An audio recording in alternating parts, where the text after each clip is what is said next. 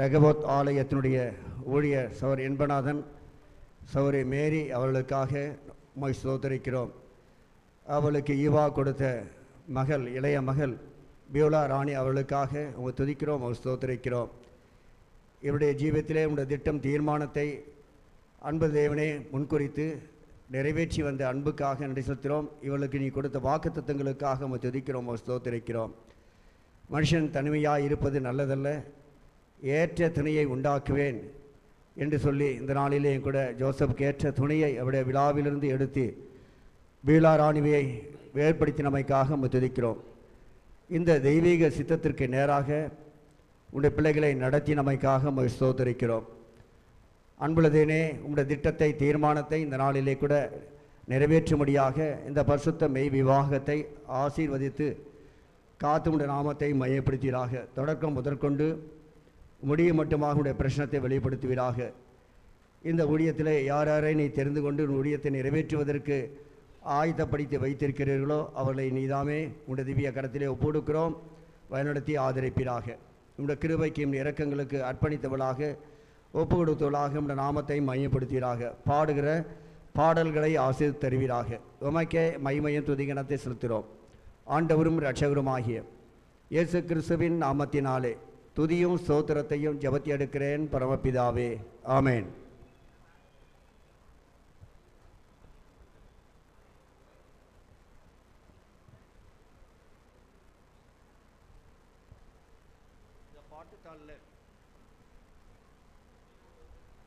முதல் பாடலை நாம் பாடலாம். துதியும் கனமும் மகிமையும் உமக்கே யுகா யுகங்களிலும்.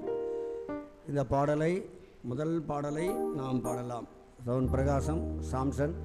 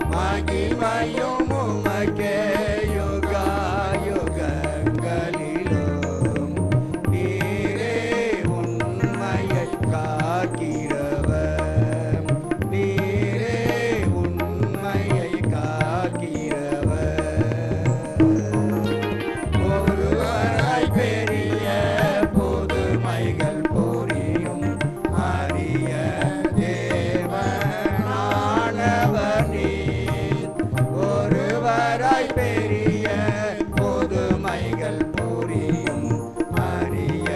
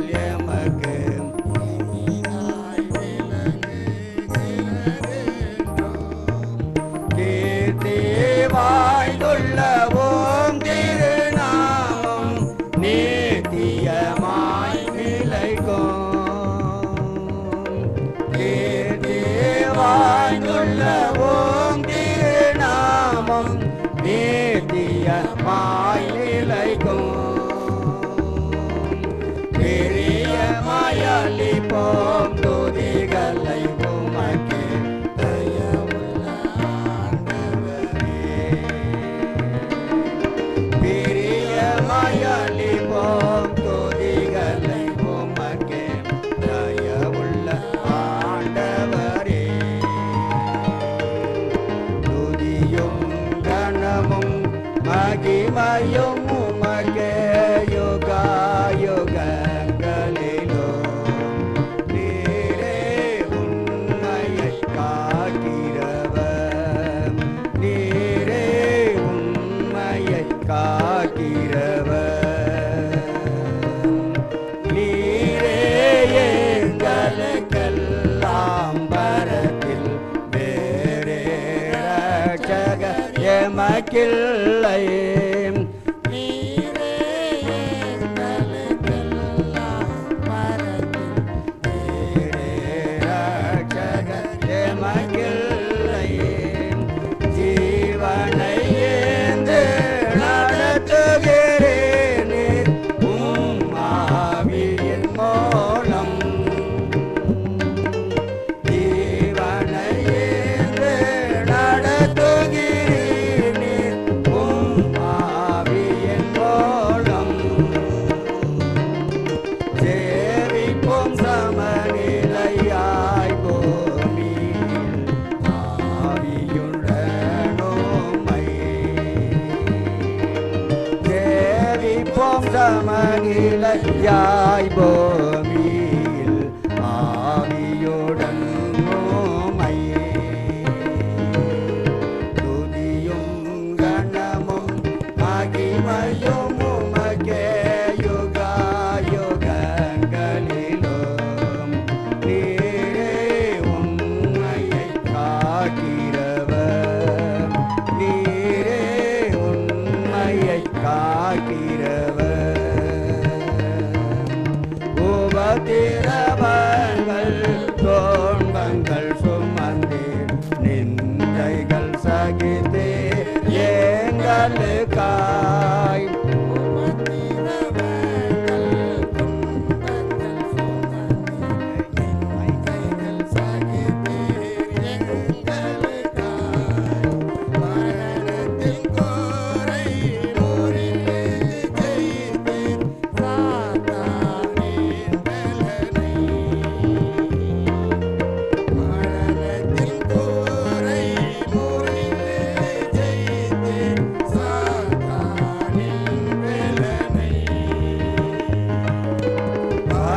பரத்திலிருந்து எமக்காய் திரும்ப ஜெயத்துடனே வருவீர். பரத்திலிருந்து எமக்காய் திரும்ப ஜெயத்துடனே வருவீர். துதியும் கணமும் மகிமையும் உமக்கே யுகாயுகங்களிலும். நீரே உண்மையை காக்கிறவர், நீரே உண்மையை காக்கிறவர்.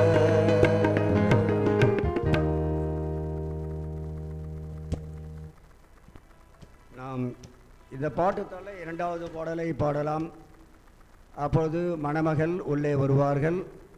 மணமகள் உள்ளே வரும்போது தயவு செய்து நீங்கள் அனைவரும் எழுந்து நிற்கும்படியாக ஒரு அன்பாக கேட்டுக்கொள்ளப்படுவீர்கள்.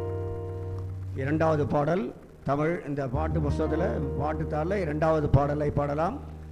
அப்பொழுது மணமகள் உள்ளே வருவார்கள். அவர்கள் உள்ளே வரும்போது அங்கே எல்லோரும் எழுந்து நின்று வரவேற்கலாம். இயேசுபாதம்.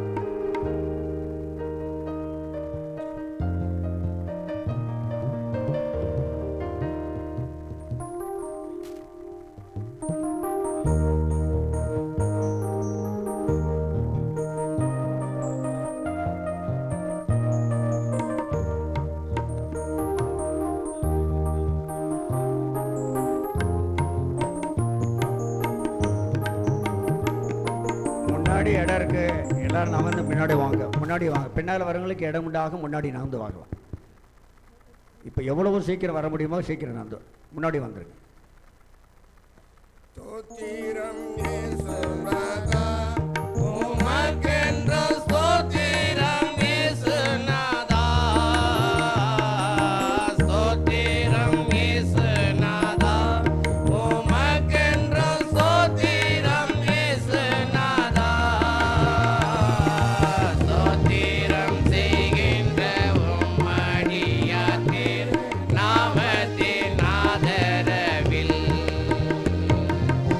ஸ்தோத்திரம் செய்கின்ற உம்மடியார் திரு நாமத்தின் ஆதரவில் இன்றை தினமதிலும் ஒருமித்து கூடவும் நாமத்தினார்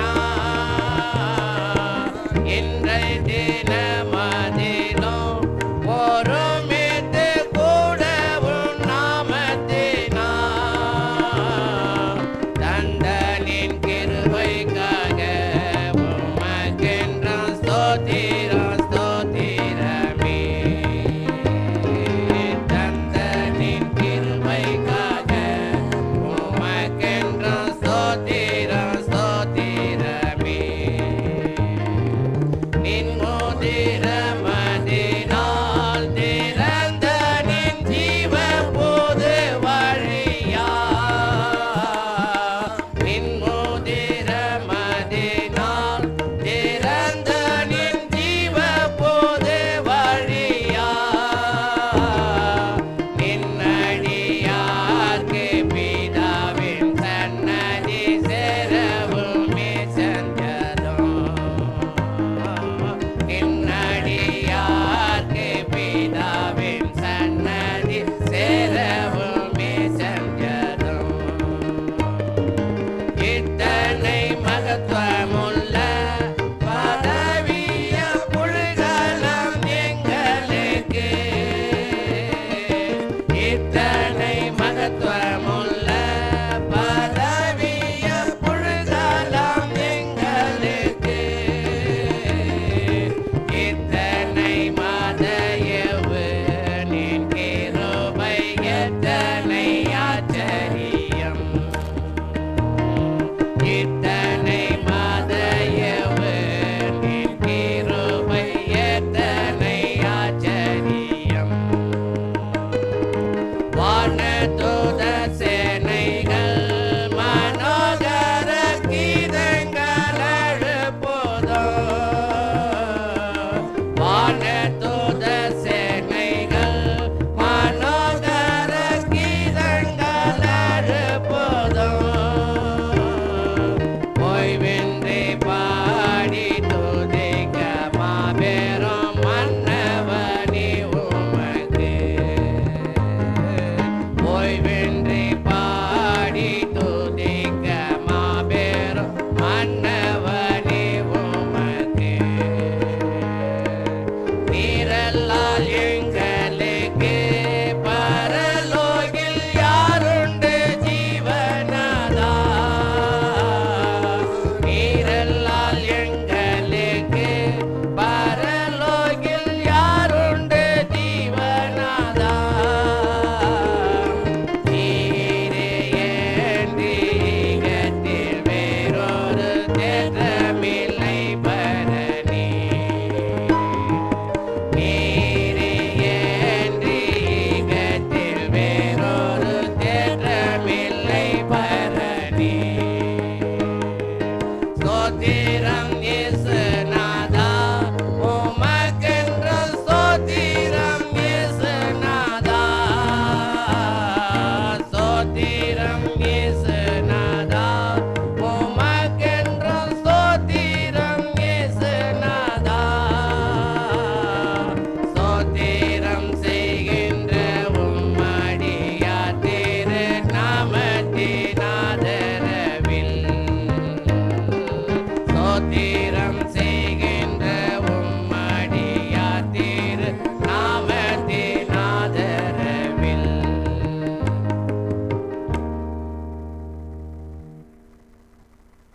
அமர்ந்து கொள்வோம்.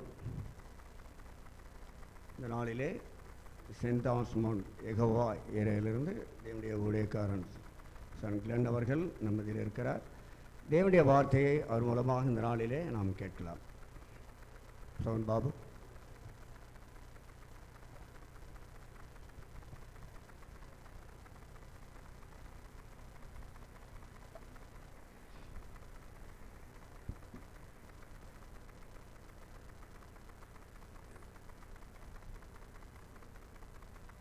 Greetings to you all in the precious name of our Lord Jesus Christ. கர்த்தராகிய இயேசு கிறிஸ்து நாமத்தினாலே உங்கள் அனைவருக்கும் கூட வாழ்த்துதலை தெரிவித்துக் கொள்கிறேன். I welcome you all in the precious name of the Lord Jesus Christ for this happy occasion of the marriage union of these two dear ones, Joseph and Beulah. சகோதரர் Joseph மற்றும் சகோதரி பியூலா அவர்களுடைய இந்த திருமண நல் விசேஷத்திலே கலந்து கொள்ள வந்திருக்கிற உங்கள் அனைவரையும் கூட கர்த்தராகிய இயேசு கிறிஸ்து நாமத்தினாலே அன்போடு கூட வாழ்த்துதலோடு வரவேற்கிறோம்.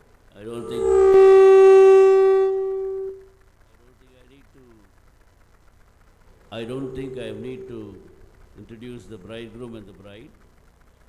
உங்களுக்கு மணமகனையும் மகளையும் அறிமுகப்படுத்த தேவையில்லை என்று நான் எண்ணுகிறேன். Maybe there are certain few people who are new here. ஒரு சில பேர் புதிதானவர்கள் இங்கே இருக்கிறீர்கள். So Joseph is the son of late brother Aaron and sister Lois. Joseph அவர்கள் கர்த்தருக்குள் இருக்கிற சகோதரர் ஆரோன் மற்றும் சகோதரி லாயிஸ் அவர்களுடைய குமாரன்.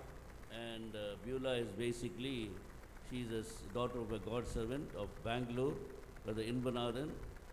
I think most of you all know brother Paul Abhishekam.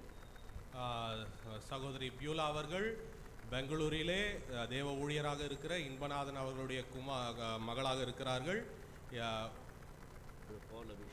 அநேகர் உங்களுக்கு பால் அபிஷேகம் என்பவரை நீங்கள் அறிந்திருப்பீர்கள் என்று நான் நினைக்கிறேன். He too was a God servant in Sangareddy in Hyderabad. Sangareddy Hyderabad பகுதியிலே அவர் தேவ ஊழியர். He is the elder brother of brother Inbanathan. Inbanathan அவர்களுடைய மூத்த சகோதரன் அவர். And he is with the Lord now. இப்பொழுது அவர் கர்த்தருக்குள் இருக்கிறார். So we are grateful to the Lord for bringing this, hearing our prayers and answering our prayers exceeding abundantly, more than we think or ask of, in bringing the union of these two dear ones.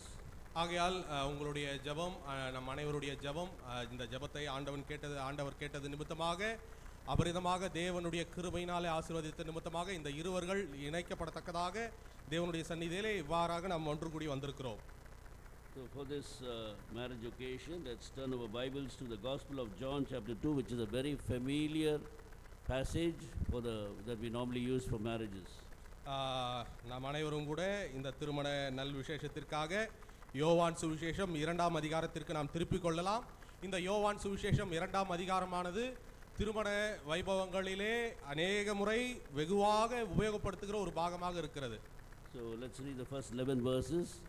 முதல் 11 வசனங்களை நாம் வாசிக்கலாம். So brother will read all the first 11 verses. முதல் 11 வசனங்களை நான் வாசிக்கிறேன். யோவான் சுவிசேஷம்.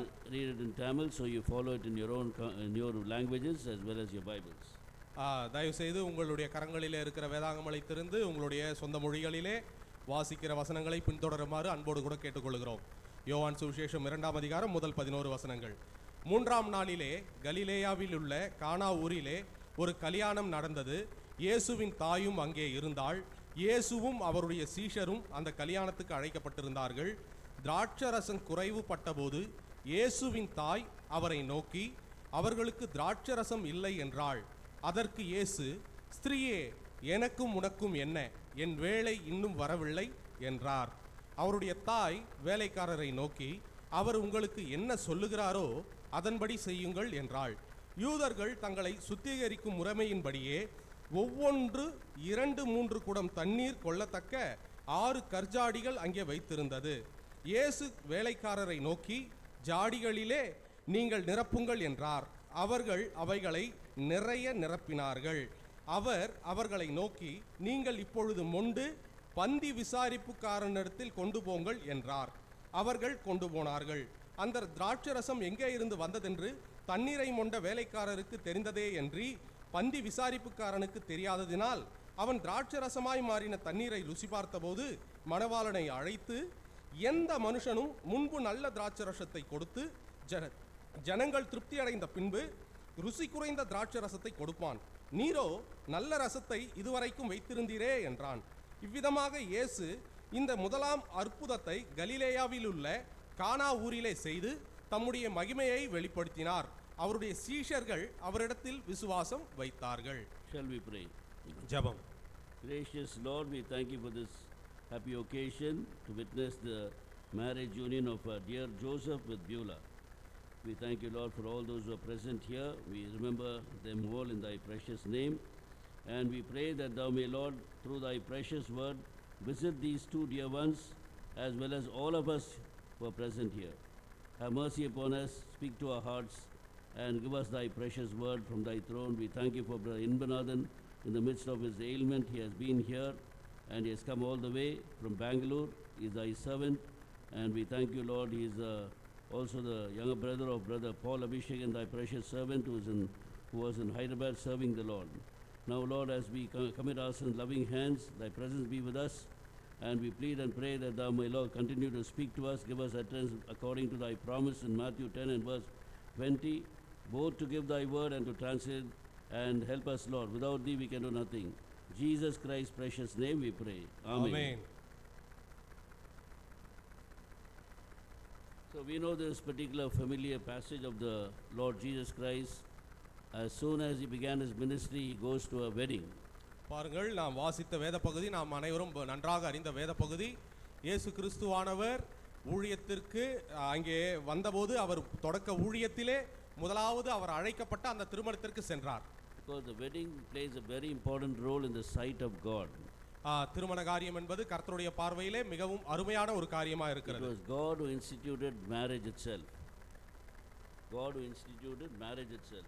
கர்த்தரே திருமணத்தை அங்கே நிர்ணயித்திருக்கிறார். We know in the Garden of Eden he brought Adam and Eve together. That was the first thing that God did for man. ஆகையால் முதலாவது பார்த்தோமானால் ஏதேன் தோட்டத்திலே மனிதனுக்காக அங்கே துணையை ஏற்படுத்தி முதலாவது திருமணத்தை கர்த்தரே அங்கே தீர்மானித்தார் என்று நாம் பார்க்கிறோம். After bringing them together, he observed them and he said it's very good. அங்கே இருவரையும் கூட ஒன்றாக கொண்டு வந்து இணைத்த பிறகு அது நல்லது என்று கர்த்தர் கண்டார். That was the seventh time that he observed the whole thing that he had created and said it's very good. ஏழாவது முறையாக கர்த்தர் தான் உண்டாக்கின எல்லா காரியங்களையும் பார்த்து இது நல்லது என்று சொன்னார். So we can see that he had created everything in this world. ஆண்டவர் இந்த உலகத்திலே சர்வத்தையும் கூட சிருஷ்டித்திருக்கிறார். And everything he observed and he said it's good. எல்லாத்தையும் கூட சிருஷ்டித்த காரியங்களை அவர் நன்றாக கூர்ந்து கவனித்து இது நல்லது என்று சொன்னார். He brought light from darkness. இருளுக்கும் அந்தகாரத்திற்கும் வித்தியாசம் உண்டாக்கினார். And we see that he created light from darkness. அங்கே இருளையும் ஒளியையும் அங்கே உண்டாக்கினார் என்று நாம் பார்க்கிறோம். He separates them. அதை இரண்டையும் பிரித்தார். Then he separates heaven and the earth. வானத்தையும் ஆகாயத்தையும் கூட வானத்தையும் பூமியையும் இரண்டாக பிரித்தார். Then he keeps on creating many things. இவ்வாறாக அநேக காரியங்களை செய்தார். He creates the beasts of the earth. இங்கே பூமியிலே மிருக ஜீவன்களை உண்டாக்கினார். The birds of the air. ஆகாயத்து பறவைகளை உண்டாக்கினார். And also he creates all these trees and plants and so many things and herbs. மரம் செடி கொடிகள் அனைத்தையும் கூட சிருஷ்டித்தார். But the most important thing that we see there is he observes each and everything that he has created and finally gives his own verdict on that it is good. பாருங்கள், இவை அனைத்தையும் கூட சிருஷ்டித்த கர்த்தர் அனைத்தையும் கூர்ந்து கவனித்து அவை அனைத்தும் நல்லது சிறந்த முறையிலே தீர்மானிக்கப்பட்டு இருக்கிறது என்று அவரே சாட்சியம் கொடுக்கிறார். Now why did he say it is good? எதற்காக இது நல்லது என்று சொல்லுகிறார்? Was he trying to appreciate himself? அவரே பெருமை பாராட்டிக் கொள்ளவா? Our God is a selfless God. நம்முடைய தேவன் சுயநலம் இல்லாதவர். He never tries to bring anything. He doesn't appreciate himself. He wants us to glorify him. அவர் என்னாலும் எப்பொழுதும் கூட தன்னை தானே மகிமைப்படுத்திக் கொள்ளவோ மேன்மை பாராட்டவோ விரும்பாதவர். When a mother goes to a clothing store to buy something for a small child, ஒரு தாய் அங்கே துணி கடைக்கு செல்லும்போது தன்னுடைய சிறு மகளுக்கு துணிகளை எடுக்க, the child itself doesn't know how to choose a dress for itself. அந்த சிறு குழந்தைக்கு தனக்கு எவ்வாறாக துணிகளை எடுத்துக்கொள்ள வேண்டும் என்று தெரியாது. So the mother goes there. அங்கே தாய் செல்வாள். She picks up many clothes there. அங்கே அநேக துணிமணிகள் இருக்கும். Many ready-made dresses. தயாரான துணிமணிகள் ரெடிமேட் இருக்கும். And begins to observe it first of all. முதலாவது அதை கூர்ந்து அந்த தாயானவள் கவனிப்பாள். Why is she observing it? எதற்காக கூர்ந்து கவனிக்கிறாள்? In the back of her mind she thinks about her daughter or whatever or her little son. தன்னுடைய மகனுக்கோ மகளுக்கோ அந்த துணிகள் எவ்வாறாக இருக்கும் என்பதை அங்கே பின்புலமாக ஆலோசித்துக் கொண்டிருப்பாள். Will it fit him or fit her? இந்த துணி அவர்களுக்கு சரியாக பொருந்துமா? Will it be beautiful for them? அவர்களுக்கு இது அழகாக இருக்குமா? Will it be good for them? அவர்களுக்கு நன்றாக இருக்குமா? So having observed all that, இந்த காரியங்களை அனைத்தையும் கூட கூர்ந்து கவனிப்பாள். finally she picks up a dress கடைசியாக ஒரு துணியை அதிலிருந்து தேர்ந்தெடுத்து and she believes that this is going to be really good for the child. மிகவும் இந்த வஸ்திரமானது அந்த குழந்தைக்கு மிகவும் நன்றாக இருக்கும் என்ற ஒரு முடிவுக்கு வருவார். What does she do then? எதற்காக இதை செய்கிறாள்? She picks up the dress and exclaims and says, oh, it's really good. அந்த தேர்ந்தெடுத்த வஸ்திரத்தை எடுத்து இது மிகவும் நன்றாக விசேஷமாக நன்றாக இருக்கிறது என்று When சொல்லுவார். she was saying good, she was actually meaning about her children. After the child wears it, it looks very beautiful on the little child. அதை எதற்காக தேர்ந்தெடுத்து நல்லது நன்றாக இருக்கிறது என்று சொல்லுகிறார் என்றால் அந்த குழந்தைக்கு அந்த துணியை உடுத்தின பிற்பாடு அது பார்க்க மிகவும் நன்றாக அருமையாக இருக்கும். Even so we see God இதே போன்று நாம் கர்த்தருடைய விஷயத்திலே in பார்க்கும்போது his love for mankind. மனிதன் பட்சமாக அவர் அன்பு வைத்திருந்தார். He had, before he created man, he created all things for man alone. மனிதனை சிருஷ்டிப்பதற்கு முன்பாகவே மனிதனுக்காக சர்வத்தையும் கூட ஆண்டவர் சிருஷ்டித்தார். He created all the beasts of the air as well as the animals of the earth. பாருங்கள் இந்த பூமியை The birds of the air and the animals of the earth. இந்த பூமியை சிருஷ்டித்தார், அந்த மிருக ஜீவன்களை And சிருஷ்டித்தார். he is observing each and everything எல்லா காரியங்களையும் கூட அவர் கூர்ந்து கவனிக்கிறார் very carefully. மிகவும் எச்சரிக்கையோடு. And he gives its own appreciation. It is good. அவரே அதை சொல்லுகிறார், இது மிகவும் நன்றாக இருக்கிறது என்று பாராட்டுகிறார். So in the back of his mind, he thinks about Adam and Eve whom he is going to create. ஆதாம் ஏவாளை அவர் உருவாக்க போகிறதை எண்ணி இது நல்லது என்று அவர் சொல்லுகிறார். So everything was prepared for beforehand, before they were created. ஆதாம் அங்கே சிருஷ்டிக்கப்படுவதற்கு முன்பாகவே இந்த காரியங்களை சிருஷ்டித்து இது நல்லது என்று ஆண்டவர் காண்கிறார். But you can see the word good alone mentioned there.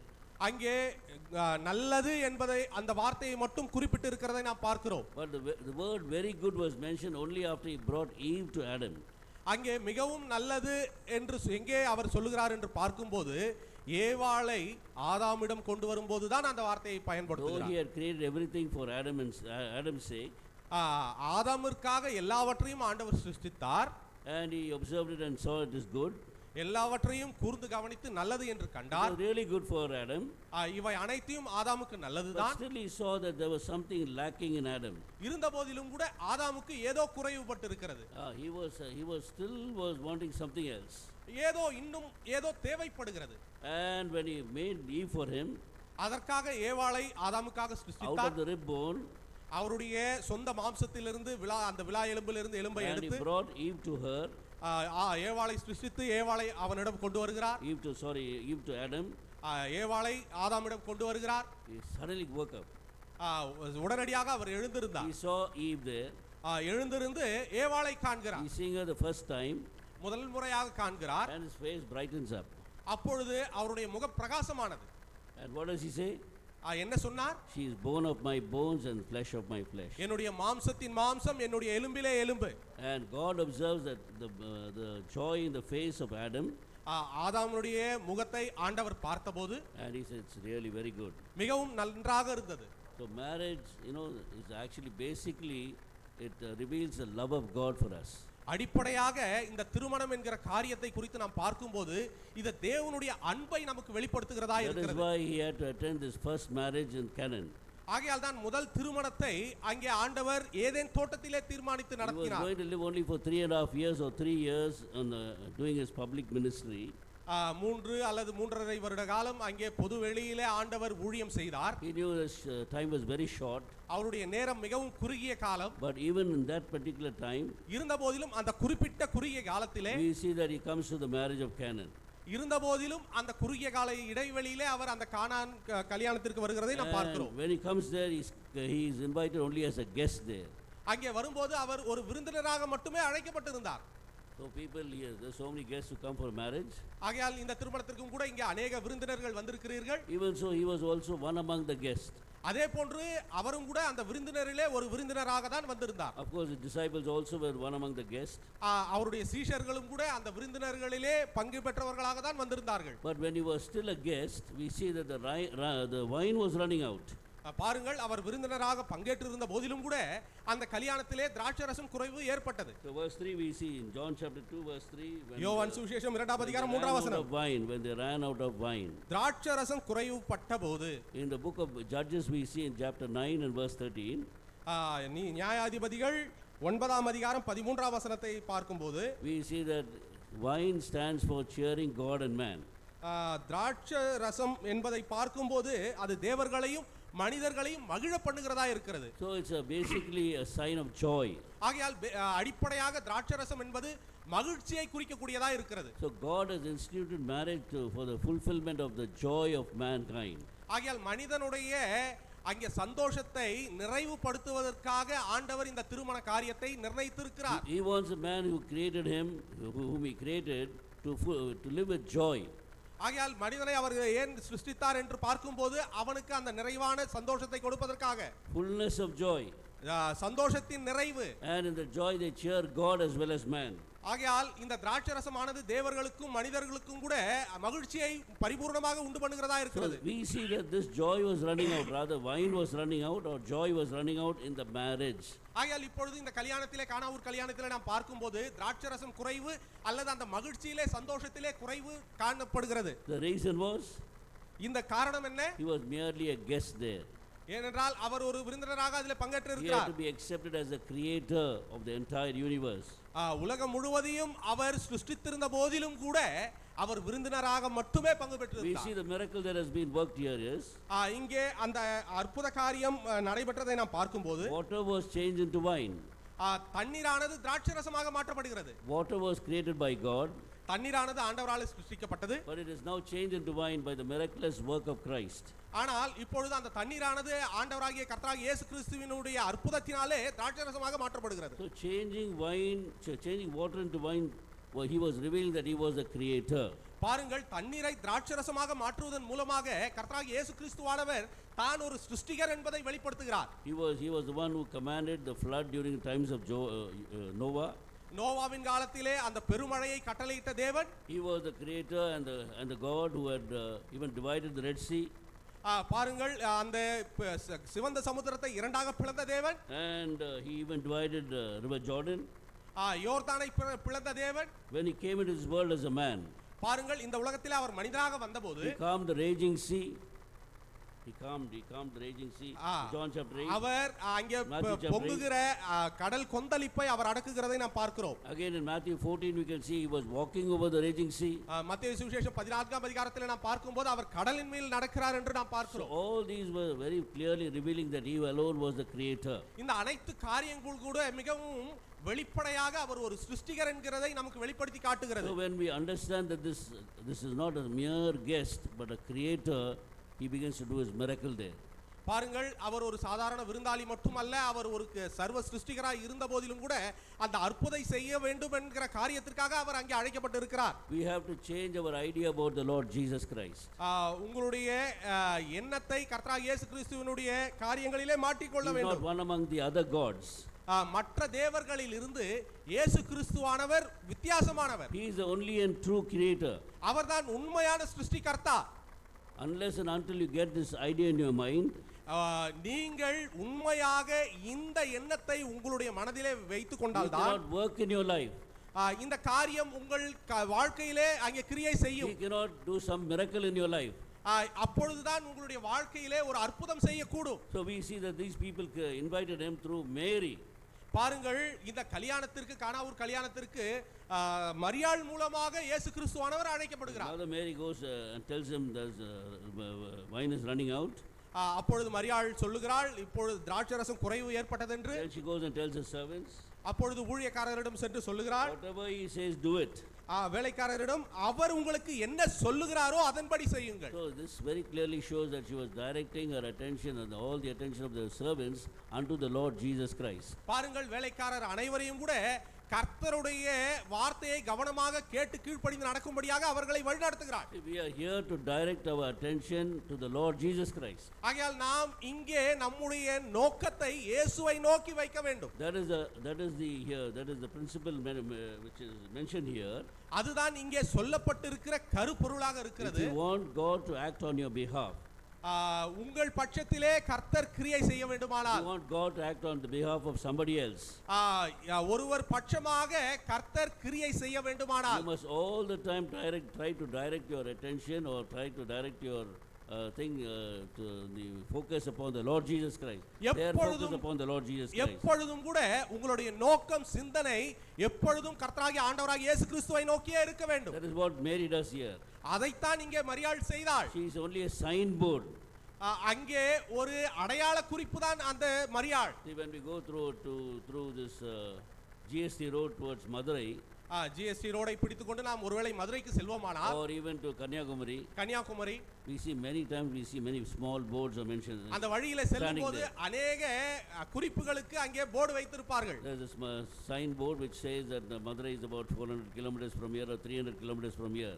பாருங்கள், மதுரை இங்க இருந்து 300 கிலோமீட்டர் 400 கிலோமீட்டர் தொலைவு இருக்கிறது என்று அங்கங்கே அடையாள குறிப்புக்கு போர்டு வைப்பார்கள். You look out for that board and then you keep on proceeding towards Madurai. அந்த போர்டை நாம் பார்த்து கொண்டே தொடர்ந்து நாம் மதுரைக்கு முன்னோக்கி செல்ல முடியும். So our goal is the Lord Jesus Christ. ஆகையால் நம்முடைய இலக்கு கர்த்தராகிய இயேசு கிறிஸ்துவானவர். And he is the only one who can solve any problem in any person's life. அவர் ஒருவரே எந்த ஒரு மனிதனுடைய வாழ்க்கையிலும் எப்பேற்பட்ட பிரச்சனையும் கூட தீர்க்க வல்லவர். So he alone must be promoted in our life. ஆகையால் அவர் மட்டுமே நம்முடைய வாழ்க்கையிலே அங்கே பெருமை பாராட்டப்பட We வேண்டும். must draw the attention of other people only to the Lord Jesus Christ and his cross. ஆகையால் மற்ற நபர்களையும் கூட நாம் கர்த்தராகிய இயேசு கிறிஸ்துவின் சிலுவையை நோக்கி நாம் அழைத்து வர வேண்டும். That is what Mary does here. அதை தான் மரியாள் இங்கே செய்தாள். She doesn't draw any attention unto herself. பாருங்கள், மரியாள் தன்னை நோக்கி அவர்களுடைய கவனத்தை திருப்பவில்லை. She knew that she couldn't do anything in that particular marriage to solve this particular issue there. அங்கே இருக்கக்கூடிய அந்த பிரச்சனையை தீர்க்க வல்லவர் அவர் என்று சொல்லி She knew that she couldn't do it. மரியாள் அந்த காரியத்தை அறிவாள். She knew that only the Lord Jesus Christ could solve such a critical problem. ஆகையால் இப்பேற்பட்ட ஒரு சிரமமான காரியத்தை கர்த்தராகிய இயேசு கிறிஸ்துவானவர் சரி செய்ய வல்லவர் என்பதை மரியாள் அறிந்திருந்தாள். So what does she do?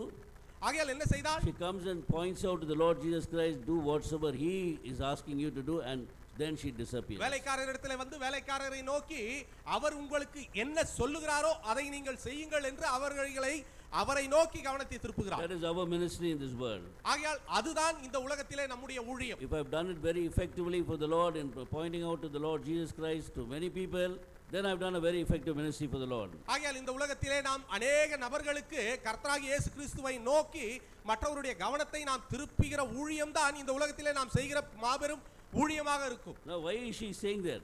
எதற்காக மரியாள் இதை Why செய்கிறார்? is she pointing out to the Lord Jesus Christ? கர்த்தராகிய இயேசு கிறிஸ்துவானவரை நோக்கி எதற்காக கவனத்தை She திருப்புகிறார்? said, you are treating him as a guest, but he must be treated as a creator. அவர் விருந்தினராக அழைக்கப்பட்டிருந்த போதிலும் கூட அவர் சர்வ சிருஷ்டிகராக அங்கே அவர் நடத்தப்பட வேண்டும். You know, there is only one creator. அங்கே பாருங்கள், ஒரே ஒரு சர்வ சிருஷ்டிகர் தான். There is only one heaven and one earth. ஒரே வானம் ஒரே பூமி. And there is only one creator for all this. ஆகையால் இந்த சர்வ சிருஷ்டிக்கும் ஒரே சிருஷ்டிகர்த்தா. There is only one creator. ஒரே சிருஷ்டிகர்த்தா. So there are not many creators.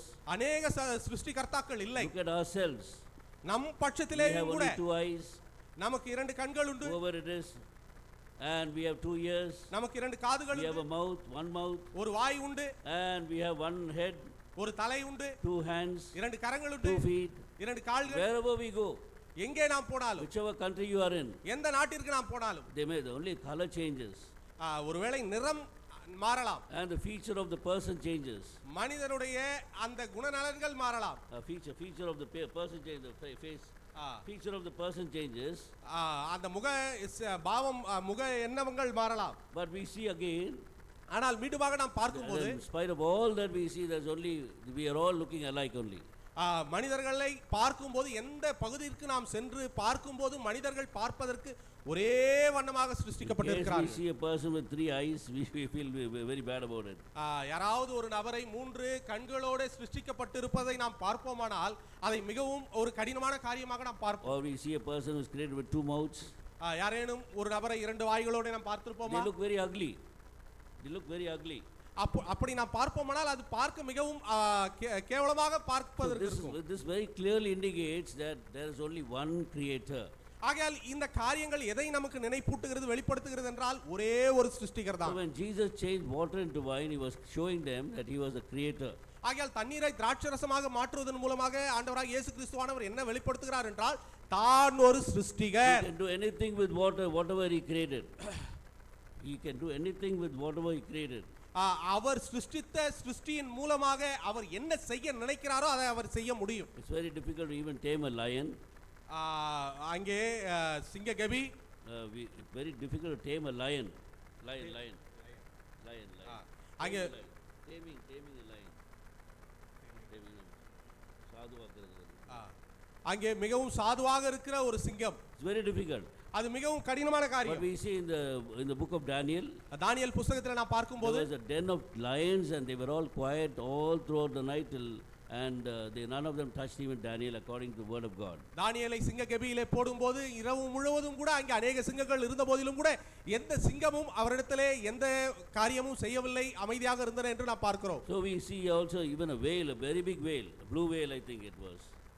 அதே போன்று அந்த பெரிய மீனை குறித்து யோனா புத்தகத்தில் நான் பார்க்கிறோம். We see it swallowed up Jonah and kept him in its belly for 3 days. அங்கே ஆண்டவருடைய கட்டளைப்பட்ட மீனானது யோனாவை தன் வயிற்றிலே 3 நாள் கொண்டிருந்தது. Why? எதற்காக? Because he was a creator. ஏனென்றால் அவர் He சிருஷ்டிகர். had commanded it to come near the ship and swallow this man. அந்த மீனிற்கு அவர் கட்டளை கொடுத்தார், இங்கே வந்து இந்த மனிதனை விழுங்கி உன் வயிற்றிலே வைத்துக்கொள் So என்று. we see that he has used almost everything in this world and they have obeyed the Lord Jesus Christ. பாருங்கள், இந்த உலகத்திலே ஆண்டவர் சிருஷ்டித்த எந்த கிரியையாக இருந்தாலும் அவை அனைத்தும் கூட கர்த்தராகிய இயேசு கிறிஸ்துவானவருக்கு கீழ்ப்படிகிறதா இருந்தது. It is only man alone who doesn't obey the Lord Jesus Christ. That is why there is a lack of joy in his life. ஆகையால் இந்த சர்வ சிருஷ்டியிலேயே மனிதன் மட்டும்தான் ஆண்டவராகிய இயேசு கிறிஸ்துவுக்கு கீழ்ப்படியாத ஒரு சிருஷ்டியாக காணப்படுகிறான். அது நிமித்தமாக தான் மனிதனுடைய வாழ்க்கையிலே சந்தோஷத்திலே மகிழ்ச்சியிலே குறைவு. So we see Mary is coming to him, ஆகையால் the Lord Jesus Christ, மரியாள் அங்கே இயேசு கிறிஸ்துவானவரிடம் வருகிறாள். and she first of all appeals to him and makes a request to him, அங்கே அவரிடத்திலே ஒரு வேண்டுகோள் வைக்கிறாள். or rather praise to him we could say, rather praise to him, அவரை வாழ்த்தி praise ஜெபம் பண்றா. முதலாவது அவரிடத்திலே ஜெபம் செய்கிறாள். And she says the wine is running out, my son. அங்கே என் மகனே திராட்சரசம் குறைவு ஏற்பட்டு இருக்கிறது. And what does he do? அவர் என்ன செய்ய வேண்டும்? He says my woman, my time has not yet come. ஸ்திரீயே, என் நேரம், என் வேளை இன்னும் வரவில்லை. Then she immediately goes to the servants. ஆகையால் அப்பொழுது மரியாள் வேலைக்காரரிடம் And what செல்கிறாள். is she doing there? அங்கே மரியாள் என்ன செய்கிறாள்? She says whatever he says you do it. அவர் உங்களுக்கு என்ன சொல்லுகிறாரோ அதன்படி Now செய்யுங்கள். these servants were all Jewish, were the servants of a Jewish master. அங்கே இந்த யூதர் வேலைக்காரர் அனைவருக்கும் கூட யூதர்கள் தான் எஜமானர்கள். They were servants of a Jewish tradition. அங்கே யூத பாரம்பரியத்திற்கு அவர்கள் வேலைக்காரர்கள். So now they had to change their master itself. ஆகையால் இப்பொழுது அவர்கள் தங்களுடைய எஜமானனையே மாற்ற வேண்டும். Unless they change their master, அந்த எஜமானை மாற்றினால் ஒழிய this particular miracle of this water changing into wine cannot happen. இந்த தண்ணீரை திராட்சரசமாக மாற்றுகிற இந்த அற்புதமானது நிகழாது. So my humble advice is to these two dear ones is, ஆகையால் இந்த இருவருக்கும் கூட என்னுடைய தாழ்மையான வேண்டுகோள் you must என்னவென்றால், have the Lord Jesus Christ as the master of your life. ஆகையால் உங்களுடைய வாழ்க்கையிலே நீங்கள் கர்த்தராகிய இயேசு கிறிஸ்துவானவரை உங்களுடைய எஜமானராக கொள்ள வேண்டும். It's not enough that you know him as a creator. அவரை நீங்கள் சிருஷ்டிகராக அறிந்திருந்தால் மட்டும் போதாது. It's not enough that you know him as your savior. அவரை உங்களுடைய இரட்சகராக நீங்கள் அறிந்திருந்தால் போதாது. You must submit, you surrender your life so that you become a servant of the Lord. நீங்கள் உங்களை முழுவதுமாக ஆண்டவரிடம் ஒப்புக்கொடுத்து அவரை உங்களுடைய எஜமானராக நீங்கள் ஏற்றுக்கொள்ள When வேண்டும். you submit yourself to the Lord Jesus Christ, இவ்வாறாக இயேசு கிறிஸ்துவானவரிடத்திலே உங்களை நீங்கள் அர்ப்பணிக்கும் போது then you can see this change happening. அப்பொழுதுதான் மாற்றம் நடைபெறுகிறதை நீங்கள் அறிய முடியும். And when you submit him to him, he will give certain instructions. நீங்கள் அவரிடம் முழுவதுமாக உங்களை நீங்கள் ஒப்புக்கொடுக்கும் போது அவர் உங்களுக்கு வழிநடத்துதலை, உங்களுக்கு வேண்டிய கட்டளைகளை கொடுப்பார். So indirectly Mary was telling these servants, there's no point in you continuing to be a Jewish servant. அங்கே பாருங்கள், அங்கே வேலைக்காரருக்கு, அந்த யூத பாரம்பரியத்தை பின்பற்றுகிற வேலைக்காரருக்கு அவர் சொல்லுகிறதை செய்யுங்கள் என்று சொல்லுகிறதை நாம் பார்க்கிறோம். It's not enough that you're just a Jewish servant. பாருங்கள், நீங்கள் யூதருடைய வேலைக்காரராய் இருந்தால் மட்டும் போதுமானது அல்ல. It is no use. அப்படி இருக்கிறது எந்த விதத்திலும் You உபயோகமில்லை. have to change your master itself. நீங்கள் உங்களுடைய எஜமானனையே மாற்ற வேண்டும். You have to do whatever he says. அவர் என்ன சொல்லுகிறாரோ அதை நீங்கள் செய்ய வேண்டும். Don't give an answer back, give a back answer. அவருக்கு மறு உத்தரம், பதில் நீங்கள் எதுவும் சொல்ல வேண்டாம். When he says something you may not understand it, ஒருவேளை அவர் ஏதாவது உங்களுக்கு சொல்லி நீங்கள் புரிந்து கொள்ளவில்லை என்றால், You may not understand. Whatever he says, you may not understand. ஒருவேளை அவர்கள் சொல்லுகிறது புரிந்து கொள்ளாமல் But இருக்கலாம். just do what he says, that's all. இருந்த போதிலும் கூட அவர் என்ன சொல்லுகிறாரோ அதை மட்டும் செய்யுங்கள். So a true servant of the Lord will always do whatever the master says and asks him to do. பாருங்கள், உண்மையான உத்தமமான ஊழியக்காரன் தன் எஜமான் என்னவெல்லாம் சொல்லுகிறாரோ அதை அப்படியே செய்வார். So the Lord was waiting whether they would submit to him. ஆகையால் ஆண்டவர் நாம் அவரிடத்தில் நம்மை முழுவதுமாக ஒப்பு கொடுக்கிறோமா என்பதை காத்திருந்து பார்த்து கொண்டிருக்கிறார் He was அமைதியாக. watching these servants. He was watching these servants. அவர் அந்த வேலைக்காரரை அங்கே கவனித்து பார்த்து And when கொண்டிருக்கிறார். he could see the change coming in them, அவர்களிலே அந்த மாற்றம் வருகிறதை when he காண்கிறார். could see submission in their lives and the surrender, true surrender to whatever he says. பாருங்கள், அவர்களுடைய முழு அர்ப்பணிப்போடு கூட அவரிடத்தில் அர்ப்பணித்து அவர் சொல்லுகிறதை எல்லாம் செய்கிற அந்த உடன்பாடு அவர்களிடம் வர வேண்டும் என்று He begins பார்க்கிறார். to instruct them. He begins to instruct them. அப்பொழுது அவர்களை வழிநடத்துகிறார். Then he says, fill the water pots, he says. அப்பொழுது அந்த கர்ஜாடிகளை தண்ணீராலே நிரப்புங்கள் என்று சொல்லுகிறார். 6 water pots there. 6 கர்ஜாடிகள் They இருக்கிறது. had to fill it. அதை தண்ணீராலே நிரப்புங்கள். They couldn't understand why. What is water to do with the wine? We are running out of wine, and he's asking us to fill these jars with water.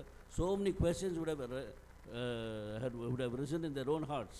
பாருங்கள், அவர்களுக்கு அந்த காரியம் ஒன்றுமே புரியவில்லை. ஏனென்றால் அந்த கர்ஜாடிகளிலே தண்ணீரை நிரப்ப சொல்லுகிறார். இவர் என்ன செய்ய போகிறார்?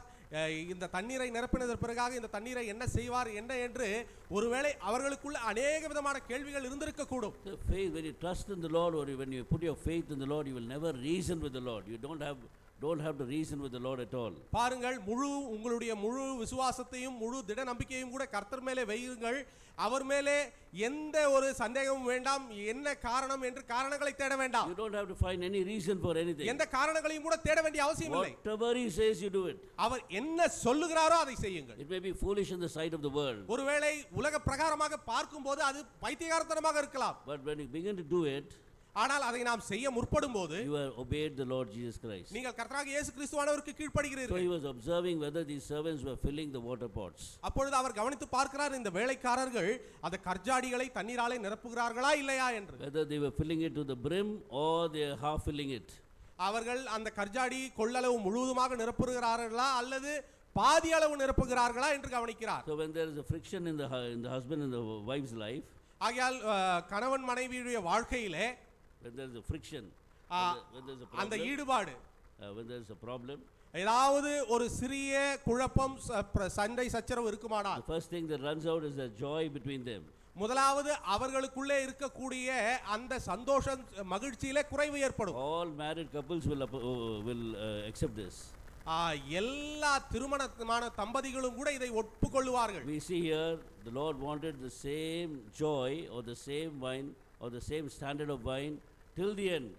பாருங்கள், இந்த திராட்சரசம், இந்த சந்தோஷம், இந்த மகிழ்ச்சியானது கடைசி வரையிலேயும் கூட நிறைவாக இருக்க வேண்டும் என்று ஆண்டவர் விரும்புகிறார். In verse 10 you see John chapter 2 and verse 10. யோவான் சுவிசேஷம் 2ஆம் அதிகாரம் 10ஆம் வசனத்திலே, And he said to him, every man at the beginning sets out the good wine, and when the guests have well drunk, then the inferior. You have kept the good wine until now. எந்த மனுஷனும் நல்ல திராட்சரசத்தை கொடுத்து ஜனங்கள் திருப்தி அடைந்த பின்பு ருசி குறைந்ததை கொடுப்பான். நீரோ நல்ல ரசத்தை இதுவரைக்கும் வைத்திருந்தீரே என்றான். So from the beginning till the end, we see that God wants us to maintain that same good wine. ஆகையால் பாருங்கள், துவக்கம் முதல் முடிவு வரையிலேயும் கூட கர்த்தர் ஒரே ருசியுள்ள சரிசமமான அந்த திராட்சரசம் இருக்க வேண்டும், சந்தோஷம் இருக்க வேண்டும் என்று And for விரும்புகிறார். this he gives us a wonderful direction or wonderful counsel. ஆகையால் அதற்காக ஒரு நல்ல வழிநடத்துதலை, நல்ல ஆலோசனையை கொடுக்கிறார். What does he say? என்ன சொல்லுகிறார்? If you want to keep the good wine until the end.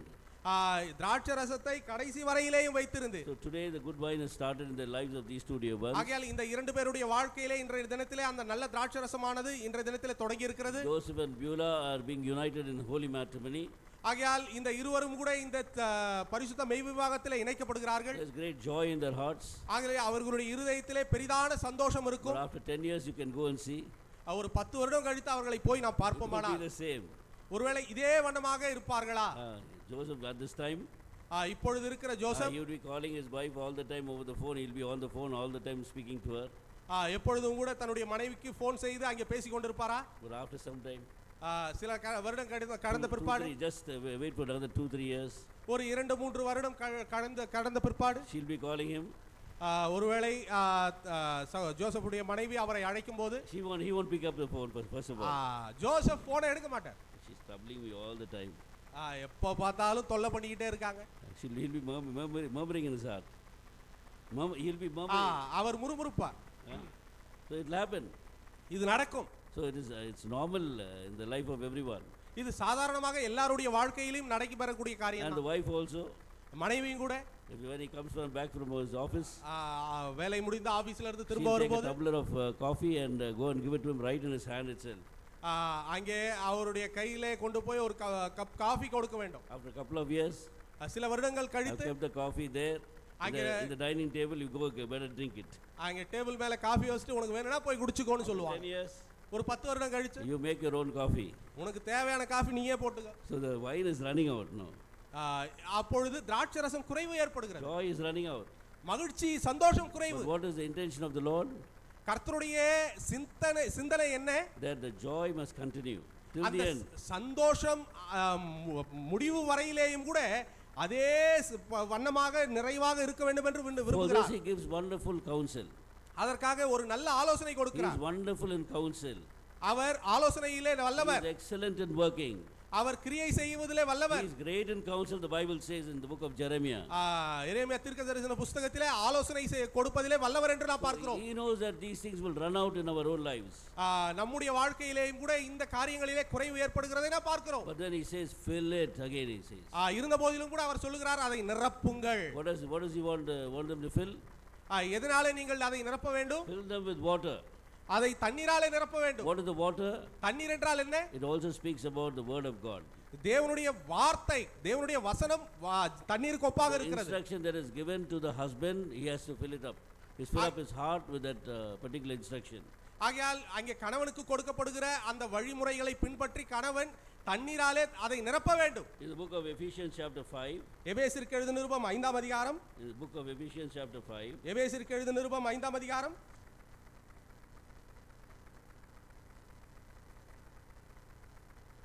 You can see how the instruction given to the husband first of all. கணவனுக்கு என்ன ஆலோசனைகள் கொடுக்கப்படுகிறது என்பதை முதலாவது நாம் பார்க்கலாம். Verse 25 onwards. 25ஆம் வசனம் முதற்கொண்டு புருஷர்களே, love your wives just as Christ also loved the church and gave himself for her. புருஷர்களே உங்கள் மனைவிகளில் அன்பு கூறுங்கள், அப்படியே கிறிஸ்துவும் சபையில் அன்பு கூர்ந்து. So what is getting reduced in our life is love first of all. நம்முடைய வாழ்க்கையிலே எந்திலே தண்ணீர் குறைவாக இருக்கிறது என்று நாம் பார்க்கும்போது அன்பிலே. You will always see that wine runs out. The joy is actually basically a result of the love that each one has for the other. ஆகையால் இந்த திராட்சை ரசம் குறைவு, சந்தோஷம் குறைவு எதிலே முதலாவது உருவாகும் என்றால் ஒருவர் மேல் ஒருவருக்கு இருக்கும் அன்பிலே தான். So here we see husbands love your wives. ஆகையால் இங்கே சொல்லுகிறதை பாருங்கள், புருஷர்களே உங்கள் மனைவிகளிலே அன்பு கூறுங்கள். The only person who could very clearly and strongly say I've loved you with an everlasting love is the Lord Jesus Christ. உன்னை நித்திய அன்பினாலே, அங்கே அழியாத அன்பினாலே உன்னிடத்திலே நான் அன்பு கூறுகிறேன் என்று யார் சொல்லக்கூடும் என்றால் கர்த்தராகிய இயேசு கிறிஸ்துவானவர். His love for us never changes. அவருடைய அன்பு என்றும் மாறாதது. That is why we find joy in the Lord Jesus Christ. ஆகையால் தான் கர்த்தராகிய இயேசு கிறிஸ்துவானவரிலே நாம் அன்பை பார்க்க கூடும். That is why when you go into his presence and begin to worship the Lord, you will enjoy the presence of the Lord, and in his presence is fullness of joy. ஆகையால் அது நிமித்தமாக தான் ஆண்டவருடைய சந்நிதியிலே நாம் வரும்போது, அவரை ஆராதிக்கும் போது, அவரை தொழுது கொள்ளும் போது நாம் சந்தோஷத்தினாலே நிறைந்தவர்களாக காணப்படுகிறோம். Because of his love. ஏனென்றால் அது அவருடைய அன்பினாலே. He is the same yesterday, today and forever. அவர் நேற்றும் இன்றும் என்றும் மாறாதவர். He is not only a creator, அவர் சிருஷ்டிகர் மட்டுமல்ல, he is the one who loved us and gave his life for us on the cross of Calvary. அவர் உன்னையும் என்னையும் அன்பு கூர்ந்து நமக்காக கல்வாரி சிலுவையிலே தன் ஜீவனையே கொடுத்தவர். So what type of love is Apostle Paul speaking here about? இங்கே அப்போஸ்தலனாகிய பவுல் எந்த அன்பை குறித்து பேசுகிறார்? He says in verse 25, husbands love your wife just as Christ also loved the church and gave himself for it. பாருங்கள், புருஷர்களே உங்கள் மனைவிகளில் அன்பு கூறுங்கள், அப்படியே கிறிஸ்துவும் சபையிலே அன்பு கூர்ந்து சபைக்காக தன்னை ஒப்பு கொடுத்தார் என்று நாம் பார்க்கிறோம். Christ loved the church and gave himself for it. பாருங்கள், ஆண்டவராகிய இயேசு கிறிஸ்துவானவர் சபையிலே அன்பு கூர்ந்து சபைக்காக தன்னையே ஒப்பு கொடுத்தார். That is the Calvary love. அதுதான் கல்வாரி அன்பு. And he loves us with the same love till the end. அந்த அன்பினாலே முடிவு வரையிலேயும் நம்மிடத்தில் அன்பு That's why in கூறுகிறார். the book of Jeremiah he boldly says and he states that I have loved you with an everlasting love. அதனாலதான் நித்திய அன்பினாலே உன்னிடத்திலே அன்பு கூறுகிறேன் என்று எரேமியா தீர்க்கதரிசன புத்தகத்திலே சொல்லுகிறார். That is why when we come to the Lord Jesus Christ, ஆகையால் கர்த்தராகிய இயேசு கிறிஸ்துவானவரிடத்திலே நாம் வரும்போது, even in our failures, when we have failed him and we have gone away from him, we have backslidden from him, நாம் அவரிடத்திலிருந்து பின்வாங்கி போய் அவரிடத்திலிருந்து வழுவி போய் இருந்த போதிலும் கூட, and we come to him and asking his forgiveness, மீண்டுமாக அவரிடத்திலே வந்து அவரிடத்திலே நாம் மன்னிப்பு he கேட்கும்போது immediately forgives us. அவர் உண்மையாக நம்மை He மன்னிப்பார். cleanses us with his own precious blood. அவருடைய பரிசுத்த இரத்தத்தினாலே மீண்டுமாக நம்மை கழுவி That சுத்திகரிப்பார். is because of his amazing and everlasting love. ஏனென்றால் அவர் நித்திய அன்பினாலே நம்மிடத்திலே அன்பு கூறுகிறார். So his love for us has never changed. ஆகையால் அவருடைய அன்பு என்றும் மாறாதது. So when Paul is writing to the Ephesians, ஆகையால் எபேசியருக்கு அப்போஸ்தலனாகிய பவுல் இவ்வாறாக he எழுதுகிறார், says Christ loved the church and gave himself for it. அப்படியே கிறிஸ்துவும் சபையிலே அன்பு கூர்ந்து சபைக்காக தன்னை ஒப்புக்கொடுத்தார். Husbands, he writes to the husbands. ஆகையால் இது புருஷர்களுக்கு கணவர்களுக்கு ஆண்டவர் சொல்லுகிற ஆலோசனை. He says, love your wives. உங்கள் மனைவிகளில் அன்பு Even கூறுங்கள். as Christ loved. இயேசு கிறிஸ்துவானவர் சபையிலே அன்பு கூர்ந்ததை போல. Anybody could say that? யாராவது சொல்லக்கூடுமா? I'm still loving my life like the Lord Jesus Christ loved us. இயேசு கிறிஸ்துவானவர் சபையிலே அன்பு கூர்ந்ததை போல நான் இன்னும் கூட என் மனைவியிடம் அன்பு கூறுகிறேன் யாராவது சொல்லக்கூடுமா? Very, very difficult, isn't it? இது மிகவும் கடினமான காரியம். But he gives us an opportunity to fill ourselves with that love. இருந்த போதிலும் கூட மீண்டுமாக நமக்கு ஒரு தருணத்தை ஆண்டவராக இயேசு கிறிஸ்துவானவர் கொடுக்கிறார், நம்முடைய குறைவை நிறைவாக்கத்தக்கதாக. He says your heart is that water pot. உங்களுடைய அந்த இருதயமானது ஒரு கற்ஜாடி. And he wants us to fill us with his own love. ஆகையால் அதை அவருடைய அன்பினாலே நிறைய வேண்டும், அது நிறைவாக இருக்க வேண்டும் என்று ஆண்டவர் You விரும்புகிறார். have to fill your heart with the love for your wife. ஆகையால் உங்களுடைய இருதயத்திலே உங்களுடைய மனைவிக்காக அன்பை நிறைக்க வேண்டும் நீங்கள். That is self-giving love. அதுதான் சுயநலம் இல்லாத அன்பு, Self-dying love. சுயநலம் அங்கே முழுவதுமாக மரிக்கிற அன்பு. There's a description about his love here. அதுதான் அன்பின் குறித்து இங்க சொல்லப்பட்டிருக்கிற Christ காரியம். loved the church and gave himself for it.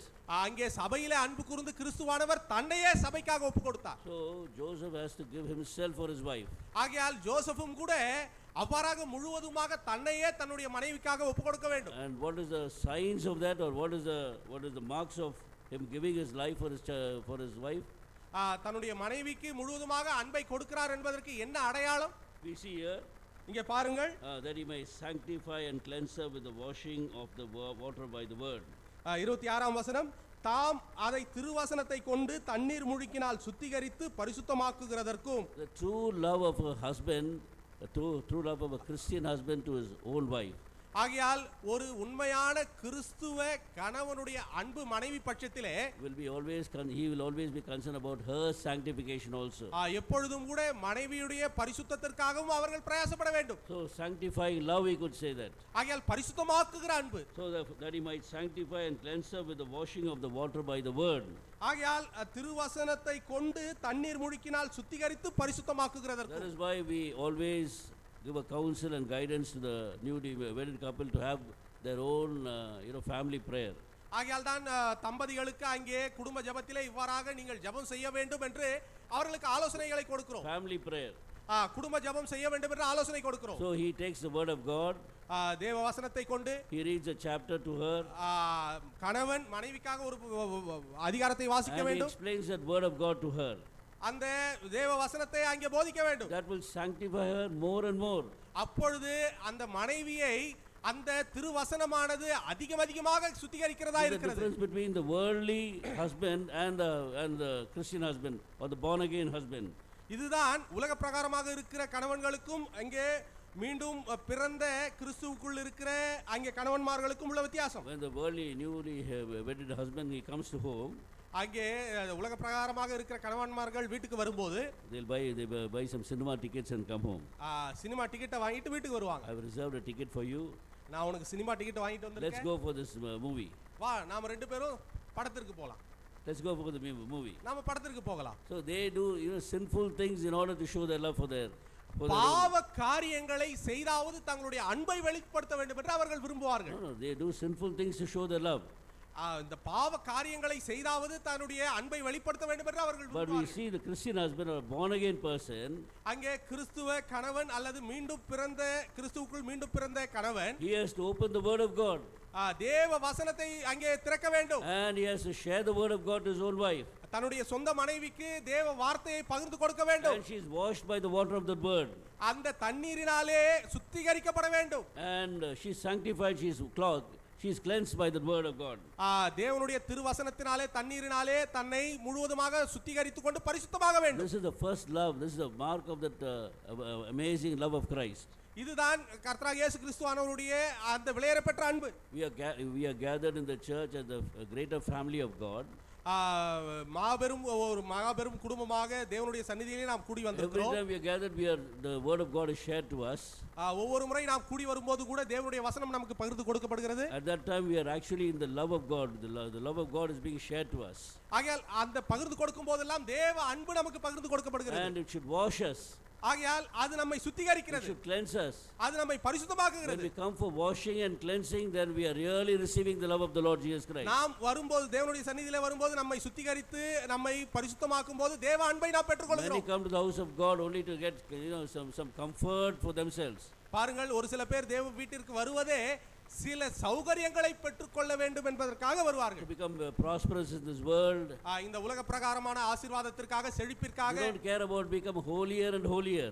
அங்கே பரிசுத்தத்திலே அதிக பரிசுத்தமாக வேண்டும் என்று இல்ல. But when true love of the Lord is being shared in a church, ஆனால் உண்மையான கிறிஸ்துவின் அன்பு சபையினாலே பகிர்ந்து கொடுக்கப்படும் போது the word of God is given to them, தேவ வார்த்தை அவர்களுக்கு பகிர்ந்து கொடுக்கும் and போது they are washed by the water of the word. They go out from here as cleansed person. பாருங்கள், இங்கே தேவனுடைய திருவசனத்தினாலே அவர் தண்ணீர் முழுக்கினாலே முழுவதுமாக சுத்திகரிக்கப்பட்டு பரிசுத்தமாக்கப்பட்ட நபராக இங்கிருந்து புறப்பட்டு போவார்கள். They come inside the house of God with great pride in their hearts. They go out as a humble person. பாருங்கள், ஒருவேளை தேவனுடைய சந்நிதியிலே தேவனுடைய வீட்டிலே அவர்கள் பெருமையோட அங்கே அகங்காரத்தோட கூட உள்ளே வருவார்கள். ஆனால் அவர்கள் இங்கே சுத்திகரிக்கப்பட்டு திரும்ப போகும்போது தாழ்மையுள்ளவர்களாக போவார்கள். That is the love of God. அதுதான் ஆண்டவருடைய அன்பு. He knows what is the way of blessing for us.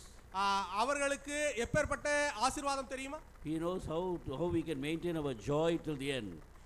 இந்த அன்பை சந்தோஷத்தை எவ்வாறாக முடிவு வரையும் காத்துக்கொள்ள வேண்டும் என்று தெரியும். And then secondly we see here, இரண்டாவதாக நாம் பார்க்கிறோம், he not only sanctifies us, அங்கே தண்ணீர் முழுக்கினாலே சுத்திகரிக்கிறது மட்டும் பரிசுத்தமாக்குறது மட்டும் அல்ல, he also cherishes the church. He சபை- cherishes his own church. தன்னுடைய சொந்த சபையை அங்கே கரைத்திரை இல்லாமல் பரிசுத்தமாக பிழையற்றதாக 29, verse 29. 29 No one ever hated his own flesh but nourishes and cherishes it. கர்த்தர் சபையை போஷித்து காப்பாற்றுகிறது போல ஒவ்வொருவனும் தன் மாம்சத்தை போஷித்து காப்பாற்றுகிறார். Nourishing church, that is, we are nourished by the word of God. We are strengthened by the word of God. தேவனுடைய வசனத்தினாலே நாம் போஷித்து காப்பாற்றப்படுகிறோம். And thirdly we see the cherishing work begins there. ஆகையால் மூன்றாவதாக பார்க்கிறோம், இங்கே போஷித்து வழிநடத்துகிற காரியத்தை. That is the comforting word of God. அதுதான் தேவ வசனத்திலே இருக்கக்கூடிய பலன். And the greatest comfort is the Lord Jesus Christ is going to comfort his church again. மீண்டுமாக கர்த்தராகிய இயேசு கிறிஸ்துவானவருடைய அவருடைய அன்பினாலே சபையை ஆதரிக்க போகிறார். Now when the Lord is speaking about the girl or the bride, her responsibilities, பாருங்கள், இங்கே கணவனுடைய her responsibilities. மனைவியுடைய அங்கே அவர்களுடைய பொறுப்பு என்ன என்று இப்பொழுது நாம் பார்க்கலாம். First, the husband has to fill himself with the love of Christ. முதலாவது கணவன் மனைவியை அங்கே தேவ அன்பினாலே நிரப்ப வேண்டும். And he approaches his wife with that same love of Christ. அந்த கிறிஸ்துவின் அன்போடு கூட மனைவியிடத்திலே அங்கே பகிர்ந்து கொள்ள வேண்டும். That love will change her. அந்த அன்புதான் மனைவியை மாற்றும். And once again we see that joy is restored among them. பாருங்கள், அப்பொழுதுதான் மீண்டுமாக அவர்களுக்குள்ளே உள்ள அந்த அன்பானது சந்தோஷமானது மீண்டுமாக புதுப்பிக்கப்படும். At the same time the wives are also given an instruction. அப்போ அதே வண்ணமாக மனைவிக்கும் கூட சில ஆலோசனைகள் இங்கே Wives, கொடுக்கப்பட்டிருக்கிறது. submit your own husbands as to the Lord. மனைவிகளே கர்த்தருக்கு கீழ்ப்படிகிறது போல உங்கள் சொந்த புருஷருக்கும் கீழ்ப்படியுங்கள். Many frictions are happening in the family because the wife will not submit.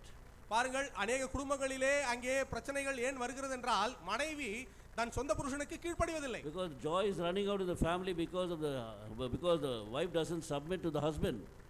சில குடும்பங்களிலே ஏன் பிரச்சனை வருகிறது என்றால் தன்னுடைய கணவனுக்கு மனைவி தன்னை முழுவதுமாக கீழ்ப்படுத்துவதில்லை. See, the Lord is omniscient, or rather we could say all wise.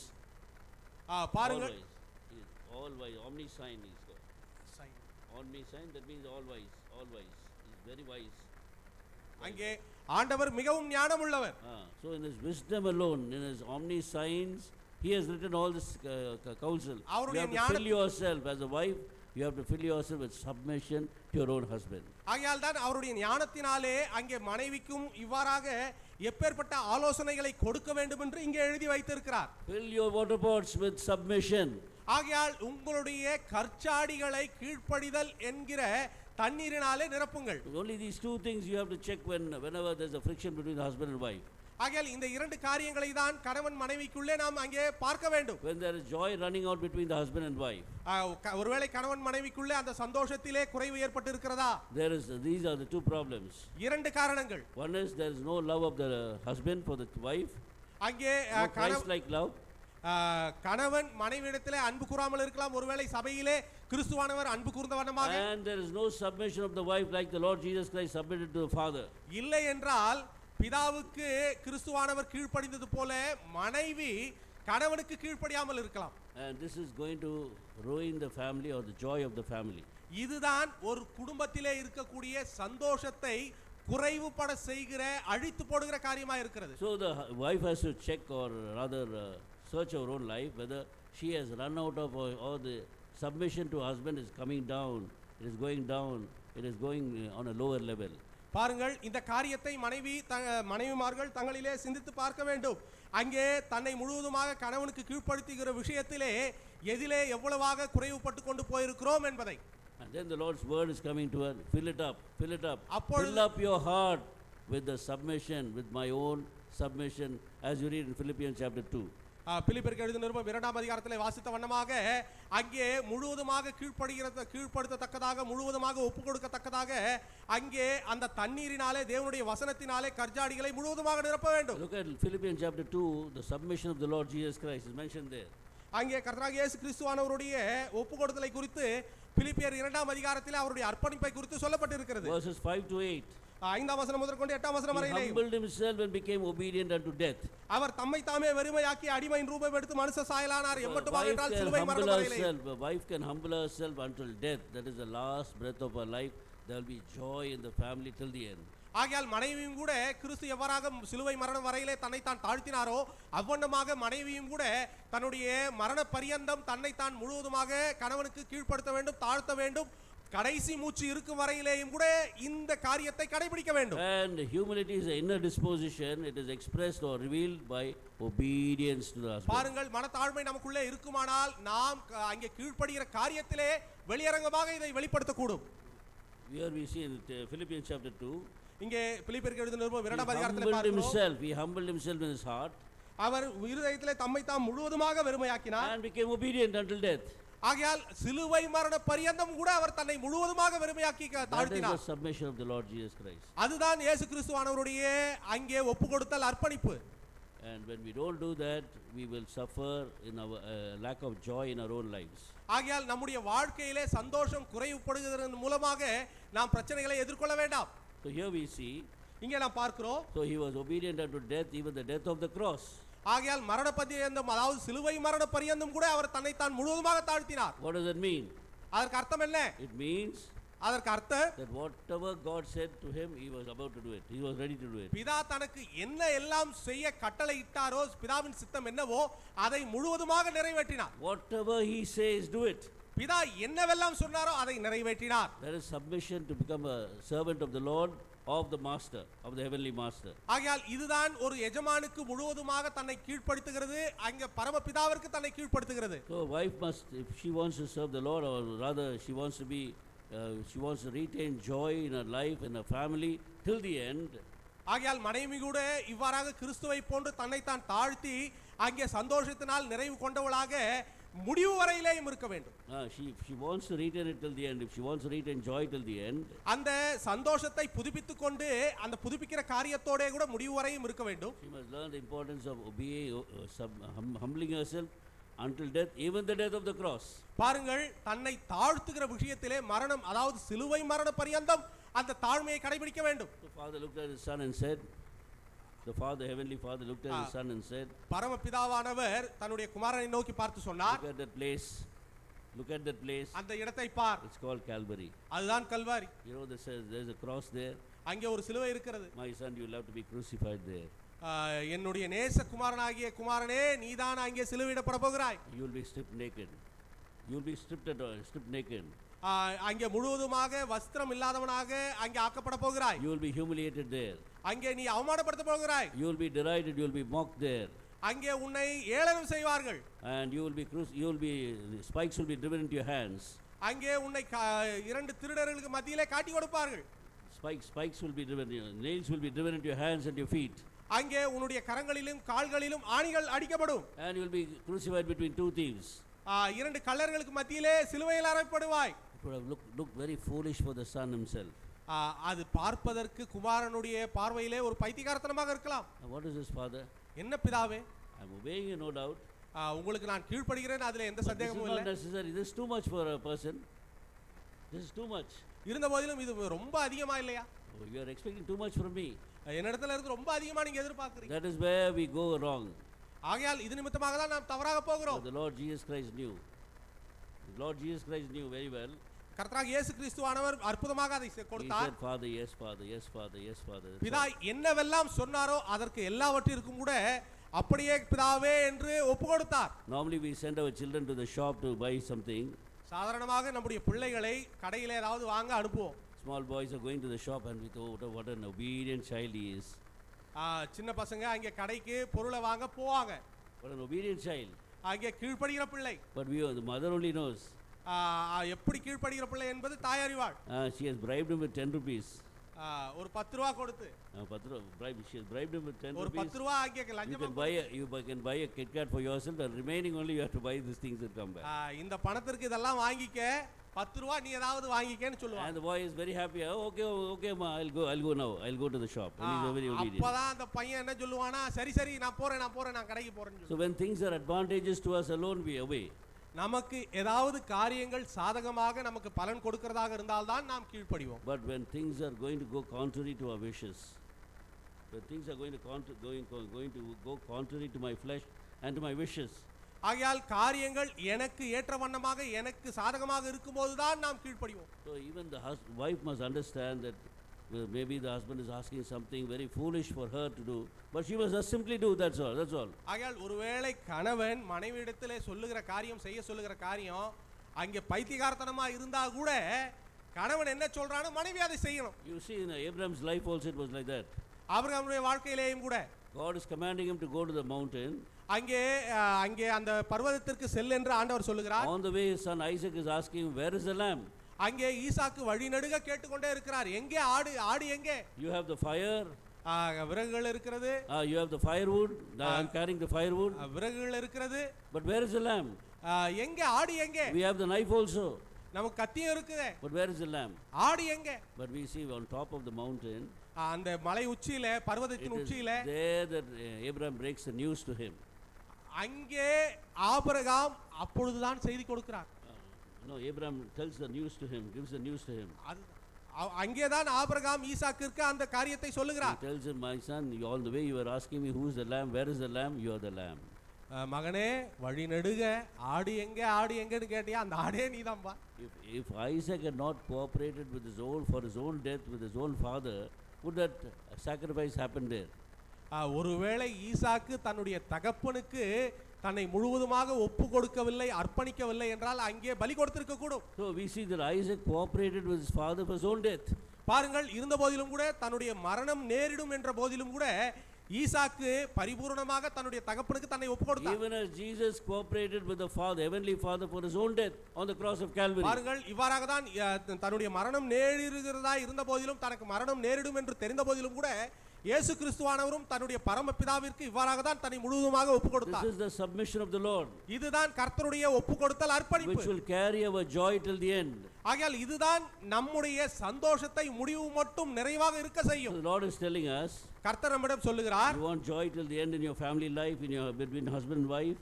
கணவன் மனைவிக்குள்ளே கடைசி மட்டுமாக உங்கள் மத்தியிலே அந்த சந்தோஷம் நிறைவாக இருக்க He looks வேண்டுமா? at the husband and says, you fill your heart with love, with my own love.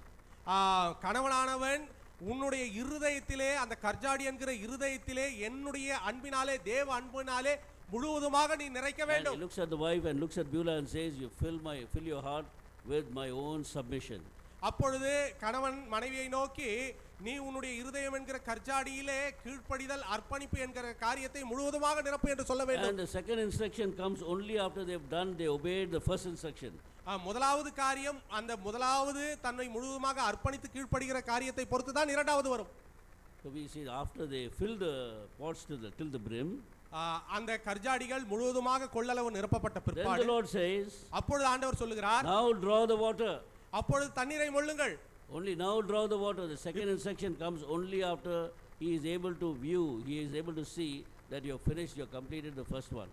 பாருங்கள், அந்த முதலாவது என்ன வழி நடைமுறை சொல்லப்பட்டதோ அதன்படியாக செய்து முடிக்கப்பட்ட பிறகுதான் அதற்கு அடுத்ததாக இரண்டாவது காரியத்தை செய்ய சொல்லுகிறார். In case the obedience or the love of the person was lesser than the brim, it had not been filled to the brim, he wouldn't have been, the Lord would have been quietly standing there. That's பாருங்கள், அந்த கர்ச்சாடி அது முழுவதுமாக கொள்ளளவு கொள்ளத்தக்கதாக நிரப்பப்படவில்லை, தேவனுடைய அன்பு அதிலே முழுவதுமாக நிரப்பப்படவில்லை என்றால் தேவன் மௌனமாகவே பார்த்து கொண்டிருப்பார். Now when it was filled only, he says, now draw.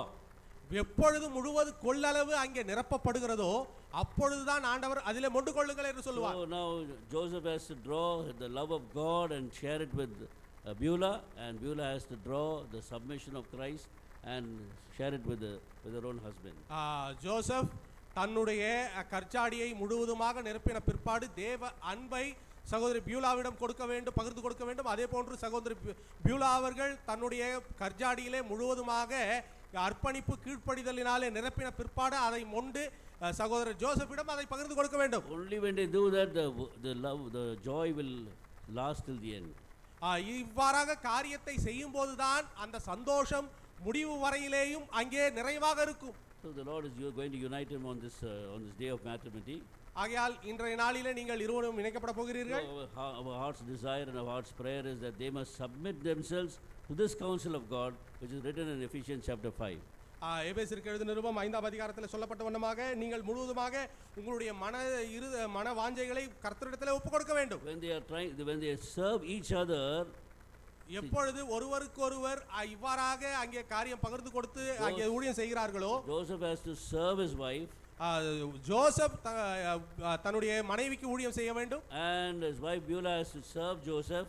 அதே போன்று பியூலா சகோதரர் ஜோசப்புக்கு ஊழியம் செய்ய வேண்டும். Suppose when Joseph is coming from the office, ஒருவேளை ஜோசப் ஆபீஸ்ல இருந்து வீட்டுக்கு வராருன்னு வெச்சுக்கிறீங்க, he comes and demands for a cup of coffee. ஒருவேளை ஒரு கப் காபி வேணும்னு கேக்குறாரு. When he comes inside the house, வீட்டுக்குள்ள வராரு. What has happened in the house? வீட்ல என்ன நடக்குது? Where is my coffee? எங்க என் coffee? He shouldn't demand like that. ஒருவேளை அப்படி கட்டளையிட்டா, he must come with that idea that she must be tired in the house. அவர் எந்த எண்ணத்திற்கு வரணும்னா, வீட்டில் மனைவி ஒருவேளை அங்கே கடினமா உழைத்து அங்கே சோர்ந்து போயிருக்கலாம், and she must come with a way to comfort her in the tiredness. ஆகையால் அந்த சோர்விலே தேற்றத்தக்கதாக அங்கே எண்ணம் வர வேண்டும். And he must come and say, okay, you are very tired, let me go and make a cup of coffee for you and bring it to you. ஆகையால் okay, நீயும் கூட சோர்வா இருக்கிற, எனக்காக ஒரு கப் காஃபி தயார் செய்து கொடுன்னு கேட்கணும். When he comes inside, he may come tired, but he goes for his wife because she is very tired, and he goes and gets a cup of coffee for her. ஆகையால் ஒருவேளை வீட்டில் சகோதரர் Joseph வரும்போது சகோதரி சோர்ந்து போயிருந்தால் அவர்களுக்கு சகோதரரும் கூட ஒரு கப் காஃபி கொடுக்கணும். When he does that, இவ்வாறாக அவர் செய்யும்போது he is serving her now. Joseph சகோதரிக்கு ஊழியம் செய்கிறார். There is nothing wrong in this. This is what the Bible teaches. This is what the Bible teaches. இதுதான் பரிசுத்த வேதாகமம் நமக்கு போதிக்கிறது. And she all the time teaches things like this.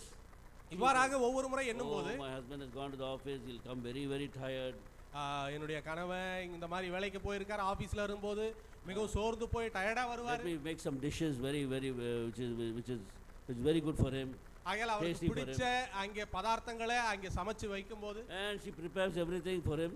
அந்த அவருக்கு தேவையான சாப்பிடுகிற அந்த பதார்த்தங்களை நொறுக்கு தீனிகளை சேகரித்து சமைத்து வைக்கும்போது, moment he comes inside, அவர் வீட்டிற்குள் பிரவேசிக்கும் போது he goes to the kitchen to prepare a coffee for her, and she brings the dishes for him. சகோதரர் ஜோசப் தன்னுடைய மனைவிக்காக காஃபி தயாரிக்க போறாருன்னு வச்சுக்கிறங்க. அவங்க சகோதரர் ஜோசப்புக்காக தயார் செய்த அந்த தின்பண்டங்களை கொண்டு வராங்கன்னு வச்சுக்கோங்க. What happens? என்ன நடக்கும்? Joy is full now. அப்பொழுது அவங்களுக்குள்ள சந்தோஷம் நிறைவா இருக்கும். This is the secret that the Lord has written here. அதுதான் கர்த்தராகிய இயேசு கிறிஸ்துவானவர் அங்கே ஆண்டவர் இங்கே நமக்கு எழுதி வைத்திருக்கிறார். It's not like saying I am the husband, you have to obey me, like that. நான் தான் கணவன், நான் தான் உனக்கு தலைவன், அதனால நீ எனக்கு கீழ்ப்படியணும்னு இல்ல. And the wife says, okay, I'm very very tired, and she goes to sleep. It's not like that. நான் ரொம்ப டயர்டா இருக்கேன், அதனால நீ போய் பாத்துக்க அப்படின்னு மனைவி சொல்லவும் கூடாது. To serve each other, one needs to sacrifice. ஆகையால் ஒருவருக்கொருவர் தியாகத்தோட கூட ஊழியம் செய்ய வேண்டும். So when we want joy till the end, உங்களுக்கு முடிவு வரையிலேயும் அந்த சந்தோஷம் நிறைவா இருக்க வேண்டும் என்றால் people both must be sacrificial. இரண்டு பேரும் கூட தியாகத்தோட ஊழியம் செய்ய வேண்டும். And then we see that when they draw this love for each other and they draw the submission for each other from their water pots, there's going to be absolute love, there's going to be absolute joy in the family. ஆகையால் தங்களுடைய கர்ஜாடிகளிலே இருவரும் கூட தேவ அன்பை கொண்டு வந்து பகிர்ந்து கொள்ள வேண்டும். தங்களுடைய கர்ஜாடிகளிலிருந்து இருவரும் கூட அர்ப்பணிப்பு, ஒப்பு கொடுத்தல் என்கிற காரியங்களை கொண்டு வந்து பகிர்ந்து கொள்ளும் போது தங்களுடைய வாழ்க்கை முடிவு பரியந்தையும் கூட அந்த சந்தோஷம் என்கிற காரியம் உங்களுடைய வாழ்க்கையிலே நிறைவாக இருக்கும். So remember this word in verse 10. Let's read together, please. ஆகையால் 10ஆம் வசனத்திலே சொல்லப்பட்ட காரியத்தை நினைவு கொள்ளுங்கள். So the joy that began, the wine that began in the beginning, they maintained it till the end. பாருங்கள், அங்கே நல்ல திராட்சை ருசி நிறைந்த நல்ல திராட்சை ரசத்தை கடைசி வரையும் கூட வைத்திருந்தார்கள் என்று பார்க்கிறோம். John chapter 2 யோவான் சுவிசேஷம் 2ஆம் அதிகாரம் and verse 10. 10ஆம் வசனம். Let's read together, please. அனைவரும் கூட சேர்ந்து வாசிக்கலாம். And he said எந்த to him, மனுஷனும் every man at முன்பு the நல்ல beginning திராட்சை ரசத்தை கொடுத்து sets out the ஜனங்கள் good திருப்தி wine, அடைந்த பின்பு and the guests have ருசி குறைந்ததை well drunk கொடுப்பான். and the நீரோ inferior, நல்ல you have ரசத்தை kept the good இதுவரைக்கும் wine வைத்திருந்தீரே until now. என்றான். You have kept the good wine until now. This may be very true of this couple as they get married today. ஆகையால் இன்றைய தினத்திலே திருமண பந்தத்திலே இணைக்கப்பட போகிற இந்த இரு தம்பதியருடைய வாழ்விலே இந்த வார்த்தை நிறைவாகத்தக்கதாக கர்த்தர் காரியம் செய்வாராக. So they may have the joy in all its fullness till the coming of the Lord Jesus Christ. கர்த்தருடைய வருகை மட்டும் அவருடைய வாழ்விலே சந்தோஷம் நிறைந்திருப்பதாக. May the Lord bless his word unto us. தேவன் தாமே Very specially. தேவன் தாமே இந்த வசனங்களை இந்த தம்பதியருக்கு சிறப்பாக விசேஷமாக ஆசீர்வதித்து கொடுப்பாராக.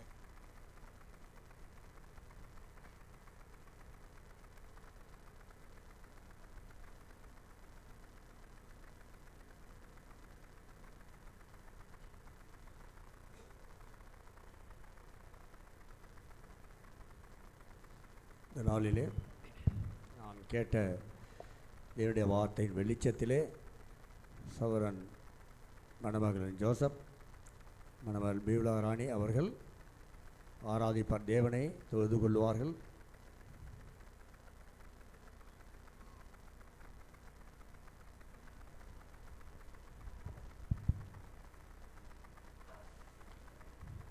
நேசிக்கிற பரம்பதாவே, நேற்று மீண்டும் மீண்டும் மாறாத தேவனே, சிங்காசனத்தில் வீட்டுக்கு வரை 24 நான்கு செய்யாமல் உம்மை ஒய்யாமல் பரிசுத்தர் பரிசுத்தர் பரிசுத்தர் என்று துதிக்கு பாத்திரான அப்பேற்பட்ட தேவனாண்டவர் எனக்காக இந்த விண்ணின் மகிமை விட்டிறங்கி இந்த மனத்திலிருந்து எவ்வளோ அற்புதம் செய்த தேவன், கடைசியாக அடியும் கூட சுப்பா இந்த பாவத்திலிருந்து மீட்பு கொடுவதற்காக சிலுவையில் பரிந்தமாக தன் தாழ்த்தி தன்னை ஜீவனை ஒப்பு கொடுத்து ரத்தத்தை சிந்தி மறித்து அடக்கம் பண்ணிட்டு 3ஆம் நாளிலிருந்து அந்த விலையேறப்பட்ட ரத்தத்தானை கழுவி சுத்திகரித்து அடியனை கூட சபையில் சேர்த்து சப்பா இப்படியாக ஆராதிக்க இப்போ ஏற்பட்ட ஒரு காரியத்தை உடைய வார்த்தை கேட்க உடைய மேஜையில் பங்கு பெற இப்போ ஏற்பட்ட ஒரு சபையின் சேர்த்து இப்படிப்பட்ட காரியத்தை செய்ததுக்கு நன்றி சொல்கிறோம். அடியனோட வாழ்விலே சப்பா நீ செய்த எல்லாவித நன்மைக்காக நன்றி சொல்கிறோம், தயக்காக நன்றி சொல்கிறோம், கிருபைக்காக நன்றி சொல்கிறோம். இப்போ ஏற்பட்ட தேவனாண்டவரே, எனக்காக சப்பா இப்படியாக என் வாழ்விலே எஜமானாக இருக்கிற தேவன், அதே மாதிரி ஆலோசனை கர்த்தராக இருக்கிற தேவன், அடியன் மட்டும் ஒன்றரே உங்களுக்கு ஊழி செய்கிற ஒரு சீஷனாக மாற்றி போட்டு அன்புக்காக சோத்திரம். அடியன் மட்டும் ஒன்றரே என்னை கூட சப்பா ரட்சிப்பின் அடுத்து சபையில் சேர்த்து ஞானஸ்தானத்தை கீழ்ப்படிந்து இப்போ ஏற்பட்ட தேவன் உடைய வரத்தை என்னை கொடுத்து உடைய வரத்தை பிரதிபலிப்பாக சபையில் இப்படியாக சேர்த்து இப்போ ஏற்பட்ட காரியத்தை வழிநடத்துக்காக சோத்திரம். அது மட்டும் இல்லாமல் சப்பா எனக்கு கொடுத்த சபைக்காக நன்றி செலுத்துகிறோம், கொடுத்த ஊழியக்காரருக்கு நன்றி செலுத்துகிறோம், கொடுத்த மூப்பருக்காக நன்றி செலுத்துகிறோம், கொடுத்த சபையின் விசுவாசிக்காக நன்றி செலுத்துகிறோம், கொடுத்த தகப்பன் தாயாருக்கு நன்றி செலுத்துகிறோம். அது மட்டும் இல்லை சபா என்னுடைய கொடுத்த இப்படியா சண்டைகள் நேர வைப்பு ஆசிரியருக்காக நன்றி செலுத்துகிறோம். இப்படியாக பார்க்கும்பொழுது என் குடும்பத்தை தகப்பன் தாயும் மற்றும் உறவினர்கள் கொடுத்த சகோதர சகோதரிகளுக்காக நன்றி செலுத்துகிறோம். நீ செய்த எந்த குறைவில்லாமல் நீ செய்த வழிநடத்துக்கு சோத்திரம். அது மட்டுமன்று ஆண்டரே, என் வாழ்விலே குறித்த காலத்திலே குறித்த நேரத்திலே இப்படியாக ஆண்டரே என் வாழ்விலே ஆண்டுகள் பார்ப்பொழுதே இருந்தாலும் ஆனால் உம்முடைய பார்வையிலே ஆண்டுகள் முடிவுதல் என்று சொல்லி பேர்பட்ட ஒரு ஐக்கியத்தை பரிசுத்த விவாகரத்து ஐக்கியத்திலே என்னை கூட பலப்படுத்துகிறான் நன்றி செலுத்துகிறோம். கொடுத்த வாக்குத்தத்துக்காக நன்றி செலுத்துகிறோம். அது மட்டும் ஆண்டரே, எனக்கு கூட ஸ்பா நித்திய ஜீவனை நான் பெற்றுக்கொள்ள வேறுபட்ட ஒரு விசுவாசத்தை என் நம்பிக்கை அப்படின்னு கொடுத்து நன்றி செலுத்துகிறோம். ரத்தத்தின் மூலமாக நீ செய்த எல்லாவித அற்புத அடைய நன்றி செலுத்தி இப்போ பெரிய தேவனுக்கு நியாசத்தோடு ஸ்பா எது செய்யாத கூடாக நன்றி எமக்கே செலுத்தி வாழ்ராஜா வாழ்த்தி எல்லா துதி கணத்தை எமக்கே செலுத்தி இந்த சிறு ஆராதனையும் துதியோடு முக்கிய இருக்கிற நல்ல பிதாவே, ஆமென். Our loving, gracious Heavenly Father, thank you for this beautiful day. Thank you, Lord, for giving me this blessed opportunity to come before you, bow before you, to praise you, to worship you, to exalt you for who you are. Lord, you're the King of Kings, you're the Lord of my life. You are my Redeemer, my Savior. Lord, you showed your everlasting love towards me by sending your only begotten Son, Lord Jesus Christ, who came down to this world, who died for me, shed his precious blood on the cross of Calvary because he humbled himself and obeyed. Lord, to save me so that I might not be thrown away, I might not be eternally forgotten. How great is your love, Lord Jesus Christ. I adore you. I bow before you and exalt your name. Not only that, thank you for your word of comfort. Thank you for your words of promise. Lord, I worship you today for the words of counsel that you have given me. Lord, I am willing to obey whatever you tell in my life. I am willing to, Lord, fill my water pots, Lord, with a heart of obedience, with a heart of submission till the very brim, Lord, and I want you to be the master over my life. Lord, thank you for your Holy Spirit who is there to guide me, who is there to mold me so that I might be presented before you, Lord, without any wrinkle, without any spot. Thank you, Lord, for giving me this blessed day. Thank you for God-fearing family that you have given me, for my parents who raised me up in the fear of God. Thank you for my church who upholded me with their prayers. Thank you for all my relatives who prayed for me and showed their love. Lord, how great is your love, all because of Jesus. Lord, what can I give you? What can I render you for a wonderful and great God I serve? With nothing in my hands, with my heart filled with gratitude, thanksgiving, I take the cup of salvation and offer this worship in the most exalted name of my Lord and my Savior, Jesus Christ.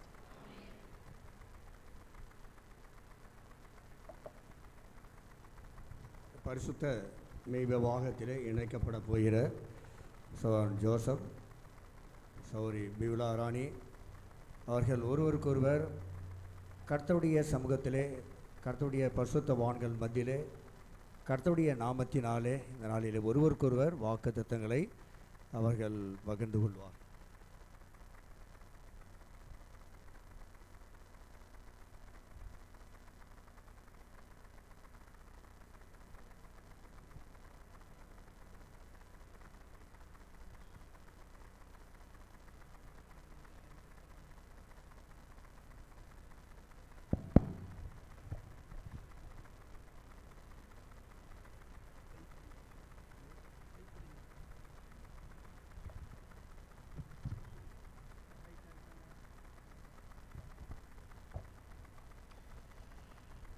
இப்பொழுது ஜோசப்பும் பியோலா ராணியும் தெய்வீக விவாகத்துக்கென்று வாக்குகளை உரிமை பாராட்டுகிறார்கள்.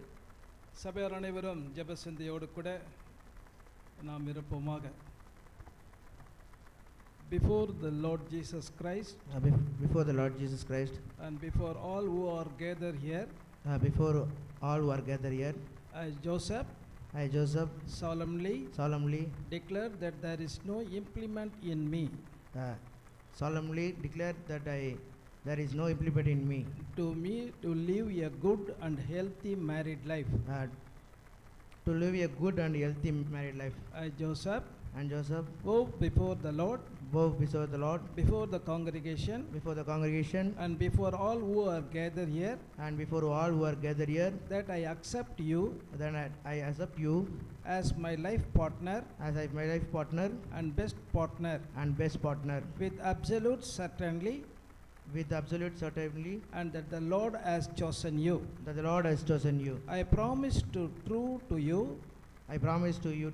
true to you to be true to you in pain, in pain in pleasure, and pleasure in health, and in health and in sickness, and in sickness and in life and misery, and in life and misery, till death do us depart. till death do us part.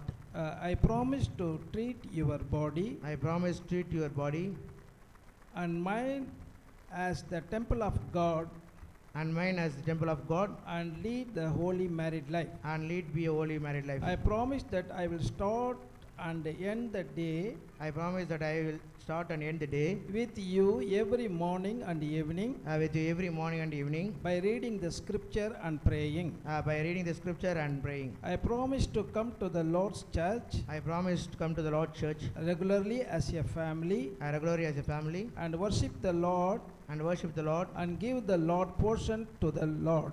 and give The Lord's portion to the Lord. May the Lord help me. May the Lord help me.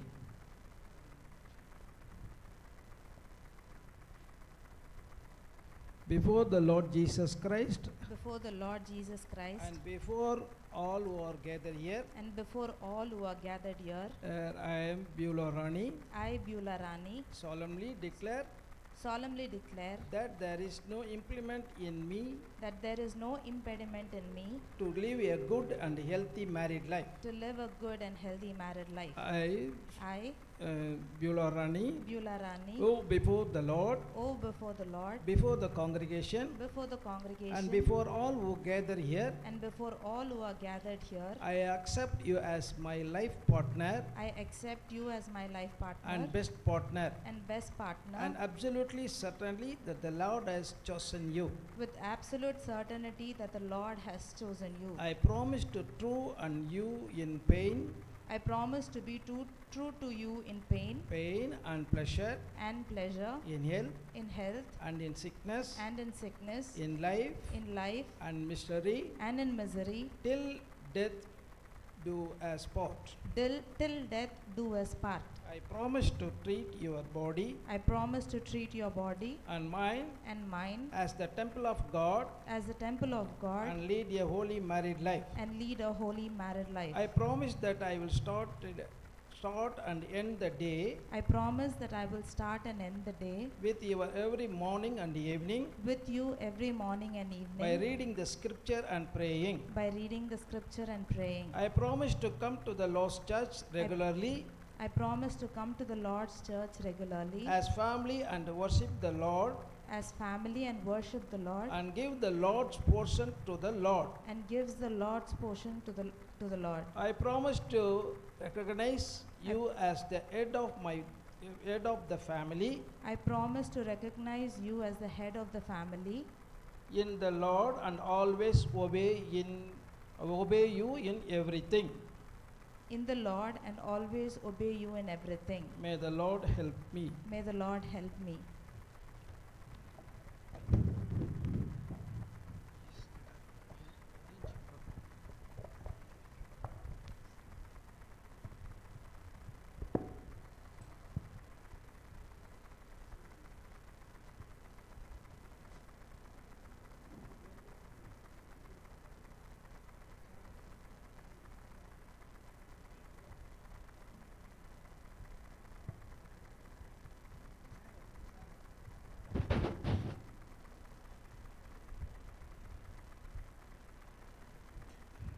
Praise the Lord.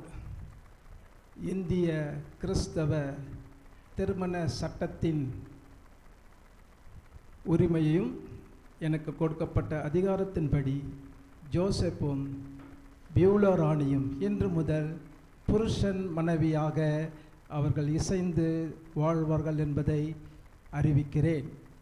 கர்த்தர் இணைத்ததை மனுஷன் பிரிக்காதிருக்க கடவன். இவர்களுக்கு ஒரு கர்த்தருடைய வாக்குத்தத்தம் சங்கீதம் 115:15 வானத்தையும் பூமியையும் படைத்த கர்த்தராலே இவர்கள் ஆசீர்வதிக்கப்பட்டிருப்பார்கள். இப்பொழுது இவர்கள் ரிஜிஸ்ட்ரேஷனில் சைன் பண்ணுவார்கள், ஒரு பாடலை பாடுவார்கள், பிறகு இவர்கள் ரிஜிஸ்ட்ரேஷனில் சைன் பண்ண வருவார்கள். இப்பொழுது மணமகன் சார்பாக தேவனுடைய ஊழியக்காரன் சகோதரன் என்பநாதனும் பல்லாவரம் மூத்த சகோதரன் சில்லசர் அவர்களும் இவர்களுக்காக ஜெபிப்பார்கள். ஜெபித்த முடிந்த பிற்பாடு ரெஜிஸ்ட்ரேஷனுக்காக அங்கே சென்று கையொப்பம் இடுவார்கள்.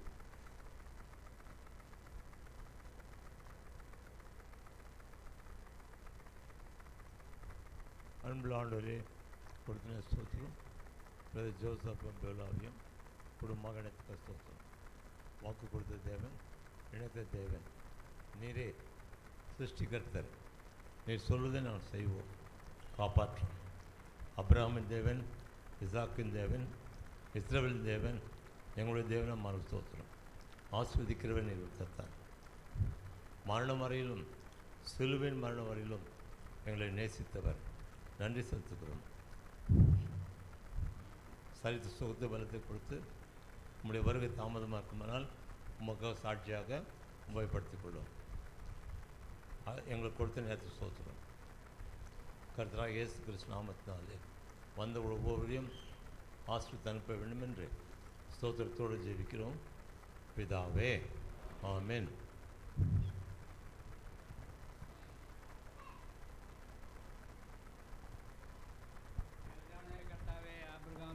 யாக்கோப் கூட இருந்த தேவன் விசேஷமாக இந்த நாளிலே எப்சா சபையிலே விசுவாசிகள், ஊழியக்காரர்கள் எல்லாரும் கூடும்படியான கிருபை கொடுத்தீர்.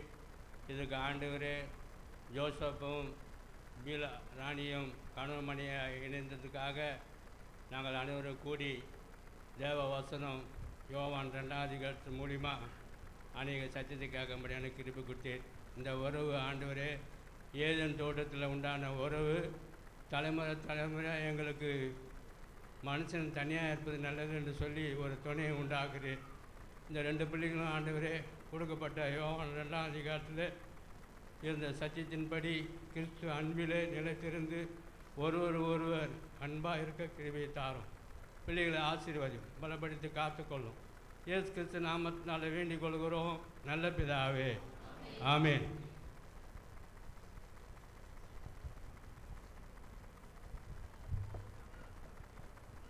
ஆம், மணமக்கள் ஜோசப் பீலா ராணி அவர்கள் அங்கே கையொப்பம் செல்லும்போது நாம் ஜெப சிந்தனையோடு இருக்கலாம். அப்பொழுது 4வது பாடலை நாம் பாடலாம். இந்த பாட்டுத்தாளில் 4வது பாடல் இயேசுபாதம் சாம்சனை.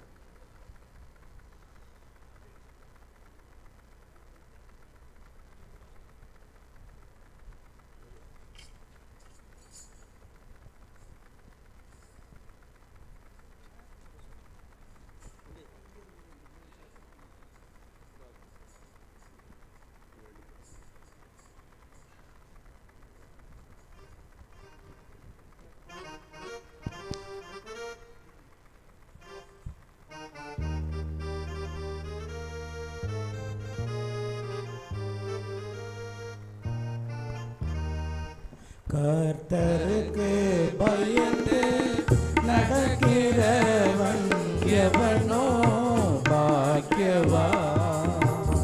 கர்த்தருக்கு பயந்து நடக்கிறவன் எவனோ பாக்கியவான். கலிகளின் பிரயாசத்தை மெய்யாய்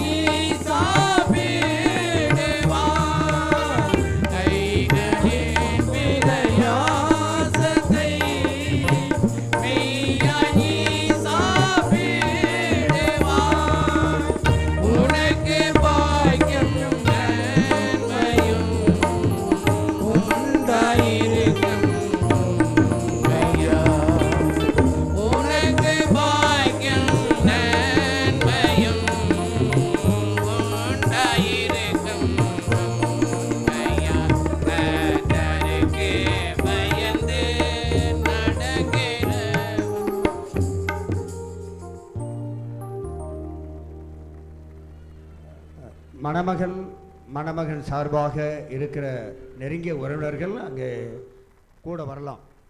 அதனால் உங்களை அழைக்கணும் இல்லை, யாராவது நெருங்கினவர்கள் உடனடியாக வரும்படியாக உங்கள் அன்பாக கேட்டுக்கொள்கிறோம்.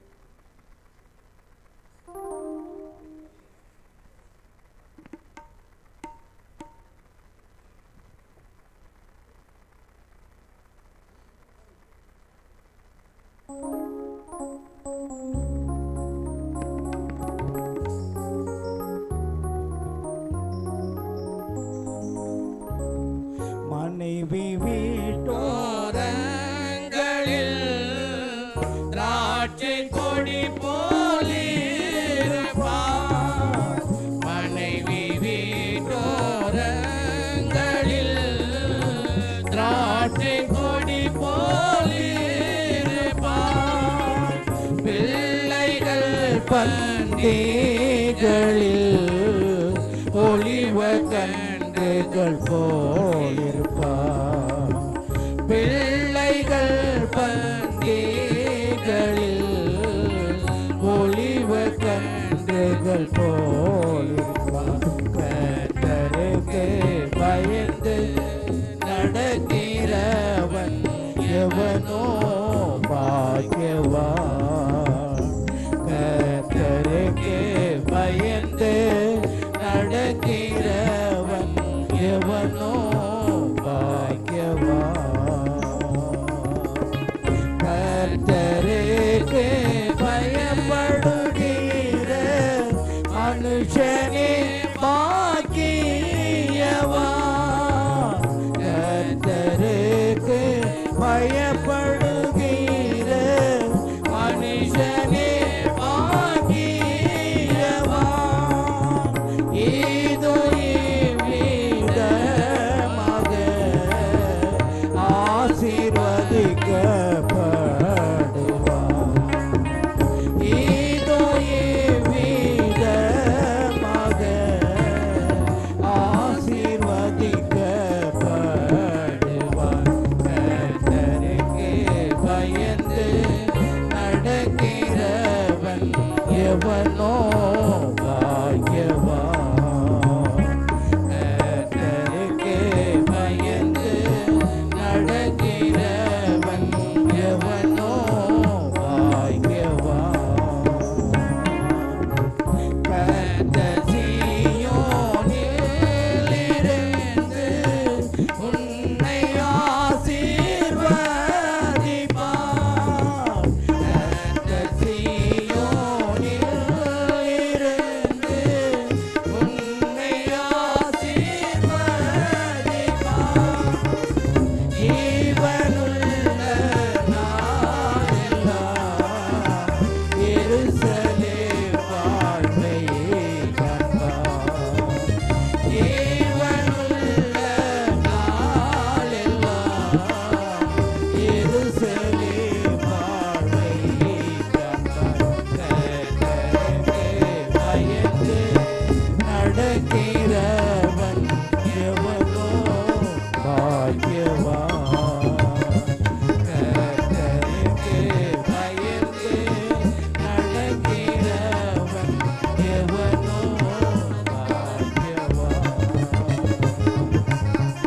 உன்னுடைய பிள்ளைகளின் பிள்ளைகளையும் நீ காண்பாய். உன்னுடைய பிள்ளைகளின் பிள்ளைகளையும் நீ காண்பாய். இஸ்ரவேலுக்குண்டாகும் சமாதானத்தை நீ காண்பாய். இஸ்ரவேலுக்குண்டாகும் சமாதானத்தை நீ காண்பாய். கர்த்தருக்கு பயந்து நடக்கிறவன் எவனோ பாக்கியவான். கர்த்தருக்கு பயந்து நடக்கிறவன் எவனோ பாக்கியவான்.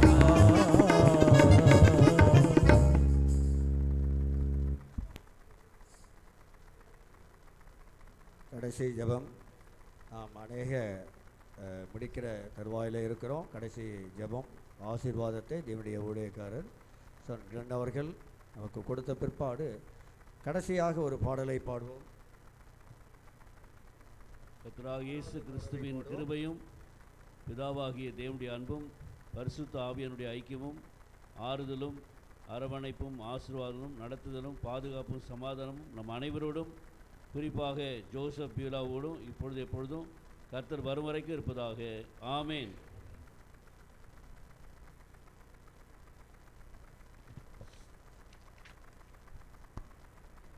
பாட்டுத்தால 6வது பாடலை பாடலாம். அப்போது மணமக்கள் அங்கே வெளியே செல்கிறோம். அதில் வாழ்த்துவர்கள் இங்கே அவர்களுக்கு வாழ்த்துவதற்கு நேரமில்லை. நீங்கள் வரவேற்பு அறையிலே நீங்கள் செல்லும்படியாக அன்பாக கேட்டுக்கொள்ளப்படுவீர்கள். பல்லாவரம் பஸ் ஸ்டாண்ட் கண்டோன்மெண்ட் அங்கே மண்டபத்தில் வரவேற்பு அங்கே இருக்கிறது. அதில் இருக்கிற நீங்கள் அனைவரும் பங்கு பெற்று அவளை வாழ்த்தும்படியாக உங்கள் அன்பாக கேட்டுக்கொள்கிறோம்.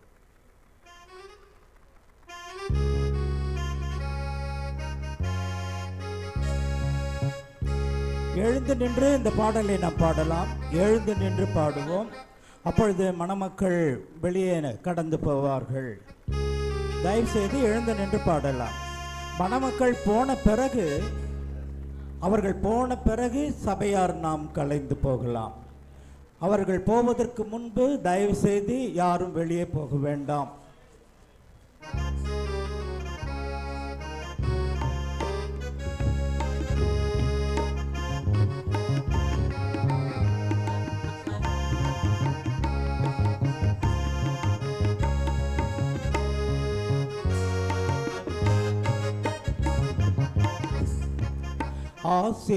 ஆசீர்வதியும் கர்த்தரே, ஆனந்தமிகவே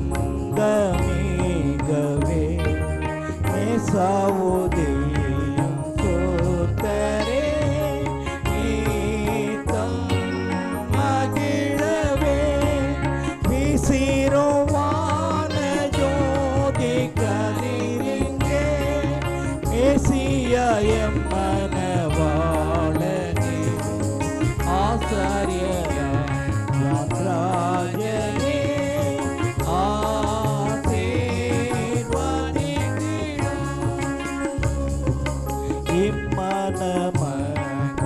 இம்மனமகளோடென்றும் என்றென்றும் தங்கிடும் உம்மையே கண்டும் சென்றும் ஓங்க செய்தருளும் இம்மையே மோட்சமாக்கும் வல்லவரே இன்பத்தோடு வாக்கு சுபிட்சமே உம்மீதே தரிக ஊக்கமருளுமே வீசிரோவான ஜோதி கதிரிங்கே மேசியம் மனவாளனே ஆசாரியராம் ராஜனே ஆசீர்வதித்திடும் ஒற்றுமையாகும் இவரை ஊடாக நீரே பற்றோடும் நீரு சாய்ந்துமே பாரில் வசிக்கவே வெற்றி பெற்றோங்கும் இவர் நெஞ்சத்திலே வீற்றாலும் நீரேகராஜனா ஏற்றவான் ராயர் சேயர்க்கே ஓ பாய் ஒழுகவே வீசிரோவான ஜோதி கதிரிங்கே மேசியம் மனவாளனே ஆசாரியன் ராஜனே ஆசீர்வதித்திடும் பூதல ஆசீர்வாதத்தால் பூரணமாகவே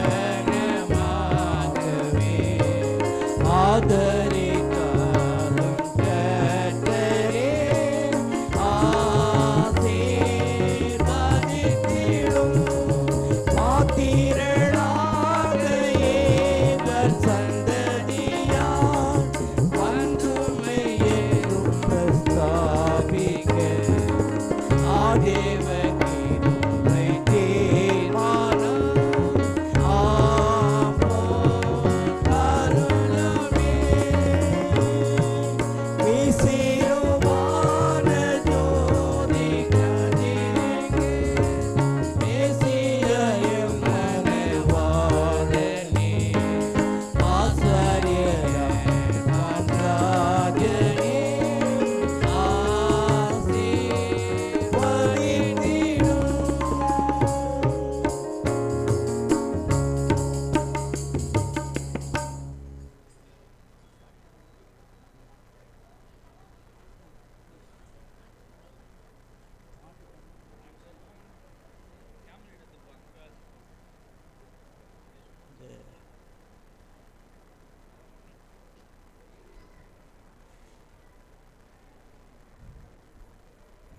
வரவேற்பு நிகழ்ச்சியானது மண்டபத்திலே நடைபெறுகிறது. தயவுசெய்து அனைவரும் பத்திரமாக உங்களுடைய சொந்த வாகனத்திலே வந்து சேரும்படி உங்களை அன்பாய் கேட்டுக்கொள்கிறோம்.